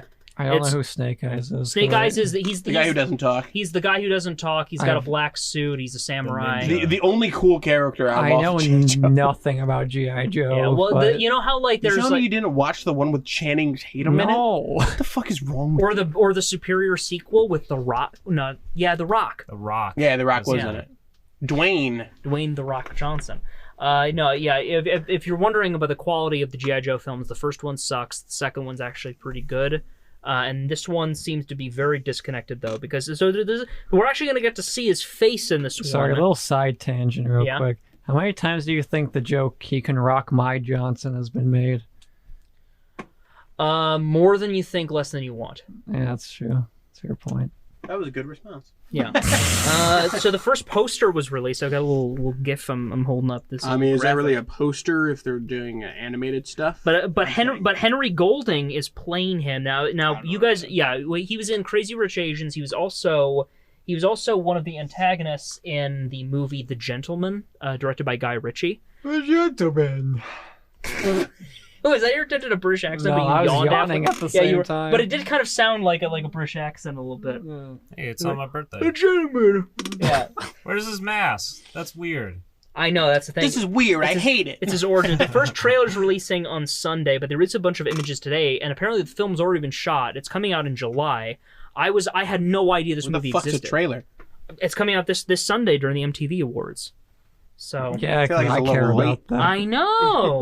What is it with about like movie? What is it with movies and pandemics and not releasing things? I know, but here's the thing: it's like I get not releasing things, but like at least show us a trailer or something. Like you remember that there's supposed to be a new Kingsman movie. Don't know when it's coming out. That's right. There is. So I think what it is that if you think about it, how hyped are you really going to be for a movie when they release it in the middle of a pandemic and you know you're not going to be able to watch it because you have no idea what the status of movie theaters are going to be? Fair. Wait. Nobody's going to fucking remember that or care about it. Well, here's the thing. Venom, they're planning to only release it in theaters. Yeah, that's what I'm saying. Like for something like that, that's fine. And like a lot of these movies, like realistically, they're only going to release in theaters at least for a while. Yeah. So it's like, I feel like the reason they're doing trailers so late is because they don't want to try to hype people up too early, and then you completely forget about it, and you're like, oh, what about that movie again? Warner Brothers, I mean, they're safe, though, because, I mean, this whole year, all of their movies, they also release on HBO Max.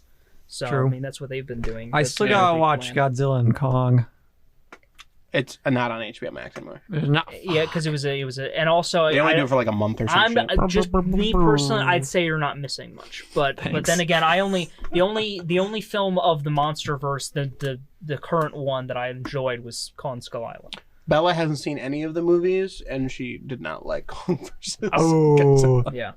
Like, she has no, like, fan connection at all to these monsters, and she also did not like the movie, so...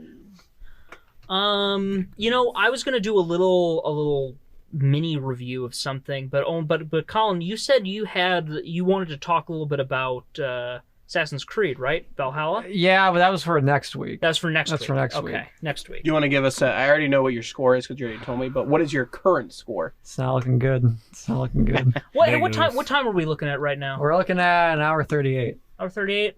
I think we can end it here. Yeah. I have a little mini... Remind me next week. I read a really adorable manga that was super uplifting that I think everybody should read, but I want to talk about that next week. I'll just Warhammer 3. Yes. Yes, When does that Warhammer come out 3. again? Warhammer 3, guys. Warhammer 3, It the is manga. soon. We talking about Total War? We're talking Yeah, about Total War here, guys. When's The that- final installment in the trilogy. When's that coming out? That is End of coming the out year, I think. sometime later this year. Yeah, I think end they of the just came out with the official gameplay, which honestly it introduces a new survival game mechanic. Oh. But if you were to look past the little hype, because honestly it looks amazing, it looks great. As always, the UI changed a little bit, and they changed a couple aspects with the magic, and you can actually know how much damage you're doing, and a couple other useful quality of life bits shit. and Nice. stuff like that. Yes, quality Awesome. of life. I mean, however, if you look past the hype train, you want to wonder why they only chose to release gameplay of the survival mode and not really the other aspects like the Fair point. campaign. Fair Which, point. from what I've heard from you and one of my other friends, is kind of the main focus of the entire game. Is the main campaign is what people mostly play it for. Exactly. Now, we don't want to focus on the survival thing, because from what the devs have said, it is a 45-minute escapade when you're invading. Holy shit! Yes, you That's are a long time. And most average battles in Total War Warhammer take 5 to 10 minutes. So Jesus, so it's like 4 times the amount at least. Exactly. Wow. It's understandable because you are invading the chaos realm of one of 4 gods. Yes, so Khorne. So technically, you might have to do that 4 times, but Oh, God. realistically, I would play through it, each of them once, and then that would be it. And be like, then wow, move that was on neat. Yeah, Yeah, wow, that was yeah. cool. That was fun. Blood And for the then blood guy. move on to the next Mortal Empires, just like in Warhammer 2. Alex, have you ever checked out Mountain Blade 2? I think you'd like that. Oh, I've seen a lot of gameplay on that. good That's fun. That's It's some good fun shit. stuff right there. I like to raise my own army and take over kingdoms and stuff. They even Yeah. have a mod for Warhammer stuff as well. Too. Oh, really? Nice. That's kind of cool. Yeah. How long have you been playing like Warhammer? Because I'll be honest, I don't know much about Warhammer at all. I've been playing Warhammer. I've only been playing the games, so anyone out there who expects me to know anything about the board games, sorry. No, I can't afford to do that. That's kind of a lot of money. It's a shit ton of money. It's a lot of Exactly. models, a lot of painting. My friend has been recently, like, he's been showing you pictures. He's been painting a shit ton of models and stuff like that. So Oh yeah. it looks like it's a lot of work and also a lot of money. The starter pack, I think, is like 170 or something. I'm pretty sure. Christ. Hey, so anyone out there that does have that, props to you for real for taking the time and effort. You are a dedicated fan of Warhammer. Also, just looks so fun. Oh yeah, it absolutely does. Oh yeah, it would definitely be fun. It's almost like doing like card games too. Like when you do like in-person card games, like those are fun. Like honestly. Or buying, like, even if you don't like watch Gundam, like there's a lot of people who just buy the kits Those to are like cool. to like To build build them. those like Gunpla like kits of like the Gundam suits. Yeah. Yeah. To answer your question though, Matt, I've been playing Warhammer for maybe like 10, 12 years ish, roughly at this point now. Yeah, it's been a while. I remember him like playing it a long time ago. Were you playing? Was that what you were playing when we were over in Connecticut at? Because I thought I remember you having like a laptop while we were there and playing something. I probably did. But I Either don't- that or Company of Heroes. Yeah, it's Yeah. one of those. Oh, two. yeah. I think that was the Company of Heroes era. What was the game? Hey, what was the game that we were playing together? It was Heroes and Generals. That was like the Dude. first time we played a Oh. game Yeah. together. We were just riding on a bike. and we were just singing. That was great. I'm walking on it. We were I singing. Yeah, remember it was you and me. We were singing the theme from The Great American Hero. that. Now imagine this: a gritty World War II landscape. Two men two German soldiers jump out of the trenches, jump on a tandem bike, and start singing, "Believe it or not, I'm walking on air." Believe it or not, I'm walking on it. I never thought I could be so free. Oh God, get down! Yeah, right. Get down. Yeah, we're just fucking like. Yeah, that was fucking Flying great. away on a wing and a prayer. Who could it be? Believe it or not, it's just me. And I'm you pretty sure imagine? literally like one time we literally finished like, "Believe it or not, it's just me," and then we just exploded. Yeah. Can you imagine that in World War II, just like a tandem bike, and then you guys riding on it? Dude, One that was the best guy part of has- that game. Like you guys have an MG42, and you have like looking in different directions, just opening fire on Allied lines, but while singing at the same time. while singing. Yeah. Dude, I'd be terrified. You know how much bravery that takes? Yeah, right. It's a big dick energy right there, man. Honestly. But yeah, honestly, I'm really excited. Like, I haven't really played much because whatever I've played of Total War is with you, which has only been, I don't know, maybe like 2 hours. I don't know. Yeah. But from what I played, I really I enjoyed it. I just needed more get into the strategery and like learning about the magic and all of what each line does and stuff like that. But so far, I think it's really cool. The graphics are actually pretty good too for like a relatively old game. And there's another like Warhammer related thing coming out in the future. Vermintide. Well, Vermintide 2, I think. Well, there's like actually also there's like a couple. Warhammer 40k. There's like a Warhammer 40k like. Is it that mercenary game type-ish? I think so. It's the one that kind of looks like Left 4 Dead. Like Yeah, but you're like, thinking of you're Vermintide. Yeah, That's what you're that's thinking of. Yeah, Vermintide. Vermintide. It's rat people instead. Is that zombies. Vermintide? Yeah, that's Vermintide. the one in the future, the one that they Yeah. showed the trailers for Wait. during the Game No, Awards. No, that's no. not Vermintide. No, That's yeah, you're not thinking of Vermintide. That's something else. Because that game looks awesome. See, but I heard so far from everybody I know that likes Total War 40k, I've heard that like all the games are like terrible. At least coming down to like lore and stuff. That's what I've heard. Like it's not that great overall. Like Maybe- like I from just what I've wanna heard, see like what's called. regular Total War or Warhammer, I guess. Excuse me, Total Warhammer. Like Warhammer, non 40k is like that. That Total War game is like perfect, Mhm. but like 40k is just like. meh. It really depends, because you can go far back to like Dawn of War, which is like honestly since like 2006-ish, I want to say, maybe even earlier. But those were like the golden age of 40k era Warhammer games, and actually, and a lot of people really enjoyed them. They were kind of starting to get oversaturated. People actually started to make Ultimate Apocalypse mods for Soulstorm, which really brings out the depth in them. And then you can go into Dawn of War 2, which actually fleshes it out even more into better graphics and stuff. But then when you get to Dawn of War 3, that's when things kind of take a turn, because the devs decided to turn a base building game into a MOBA instead, and nobody Nice. asked for that. Nobody likes MOBAs. Let's be honest. Exactly. Who the fuck still plays a MOBA?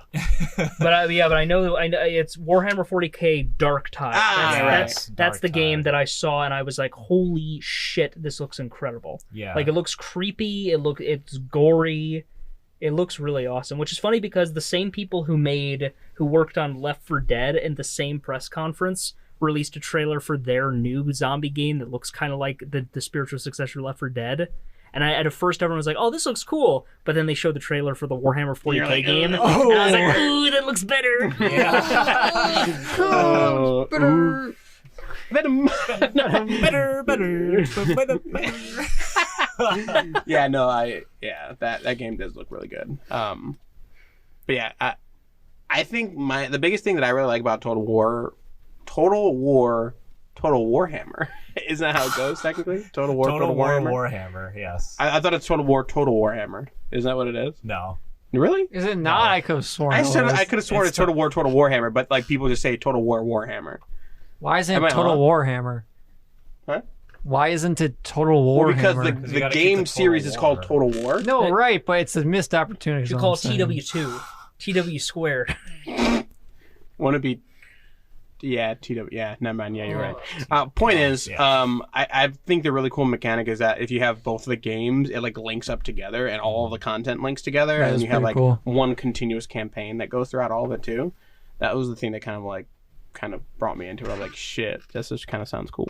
Oh yeah, you just got to be careful depending on where you buy it through, because if you have both games on Steam, you can actually link it.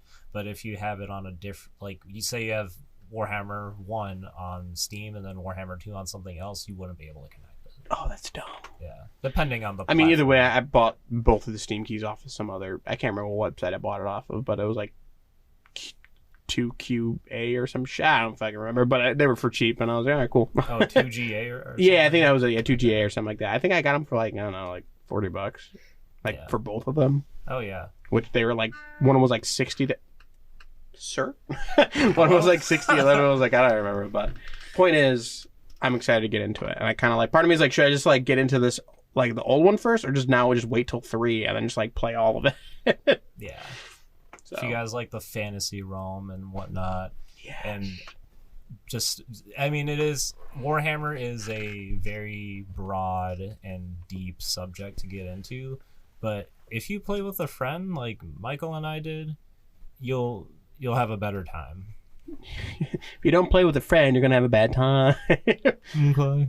I'm good. No, I feel like the biggest reason I also want to wait for 3 is because my other buddy who likes it, he likes 40K the most, and he was talking about the demons, but it's spelled Damon.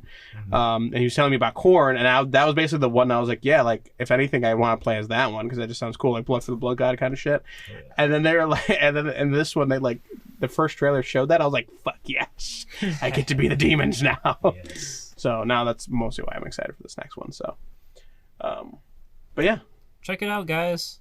Check it out. Yes, give them more money because that game series is actually pretty neat. Exactly. Pretty cool. Rest in peace, Beastman, though. Wait, what? Oh, so it's kind of been a meme for a long time that the Beastmen race are the weakest faction, and they haven't done anything to like update them to bring them up to par. So they're basically a dead faction. Oh, get oofed. I mean, there's basically Get oofed. Get oofed. There's a faction in a normal 40K, like on the board game or tabletop, that my buddy likes to play as, and he like bought all the stuff for. But just in the newest update, like the newest version of it, they're like ranked as like the second worst army now. Nice. He's like, but they're cool mechs. So yeah, I feel like that's kind of oofed if like there's one that you really like for some reason, and then like it just gets nerfed into oblivion. Big L. Yeah, check it out, guys. Yeah. Well, thank you very much for listening to this episode of The Critical Spectrum. I've been so tempted, like on the tip of my tongue every time I almost say the Weeknight Bite, but then I have to. Didn't you introduce us as the Weeknight Bite like last week? I think the week before that. The week before that, and then you guys thank God you guys corrected me every time I do that, because one of these days you're not going to correct me, and it's just going to be in there, and then somebody's going to be like, "What? Am I listening to the wrong thing?" But yeah, Critical Spectrum. This is the 18th episode. We've been going strong. Oh yeah, dude. Thanks to you guys, we've had 2 record-breaking weeks in a row. Yeah, let's keep that up. Breaking our own records at least. We're in a studio. We've been in the studio for the last fucking 7 episodes. Has it been 7? Holy shit. Something like that. Actually, no, so episode 12 was the Shoot the Shit episode, and then I think right after that was or right after that, or the one after that was after that was, so like the last several, it's been a while, but you can find us on Twitter at The Crit Spectrum, or The Crit, and then also on Instagram, The Critical Spectrum.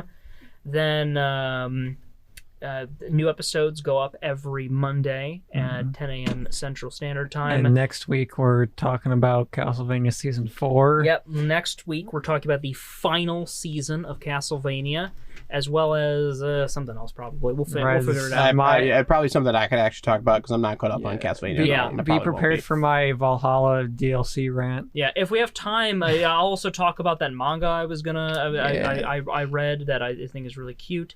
And then, and maybe if we have time, maybe we can go see Army of the Dead in theaters if y'all are interested. because I've heard some decent things, and I'm curious. Honestly, Zack Snyder's just been winning recently, so I'm interested to see if he's got another win on his hands. But yeah, the video versions of these podcasts, they go up a week after the audio version to YouTube, Wednesdays at 7 p.m. Central Standard Time. And then, is there anything else we need to promote? Not really, but I kind of actually want to cut in for a second to say I would like to actually hear feedback from people. Yeah. Leave some comments even on Instagram or even just on the YouTube videos. Like, we just want to hear what you guys think. Like, do you like this? Do you not like certain other things? You're like, it needs to be gayer, or like, needs to be more masculine, more feminine. Yeah. Just anything in general that you say, like, I don't like this kind of stuff, or do you like those stupid ass little bits we do sometimes? Let us know, because obviously we could add more, we can take away some. Like, we want to know how to improve to kind of move forward. Like, do you guys like the guests? Do you like the guests? Do you like ASMR? How many Chens would you rate this guest? Yeah. Do you guys like Alex from down the block?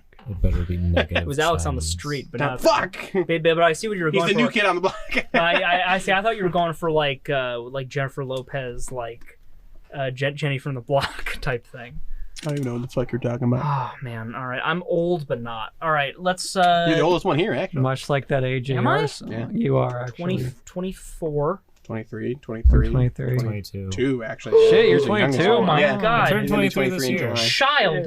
Oh my God, guys! I don't know. We're gonna be. We're the people are gonna think we're pedophiles. We got a child in here. All right. On that note, we'll see you next time. Venom. Venom.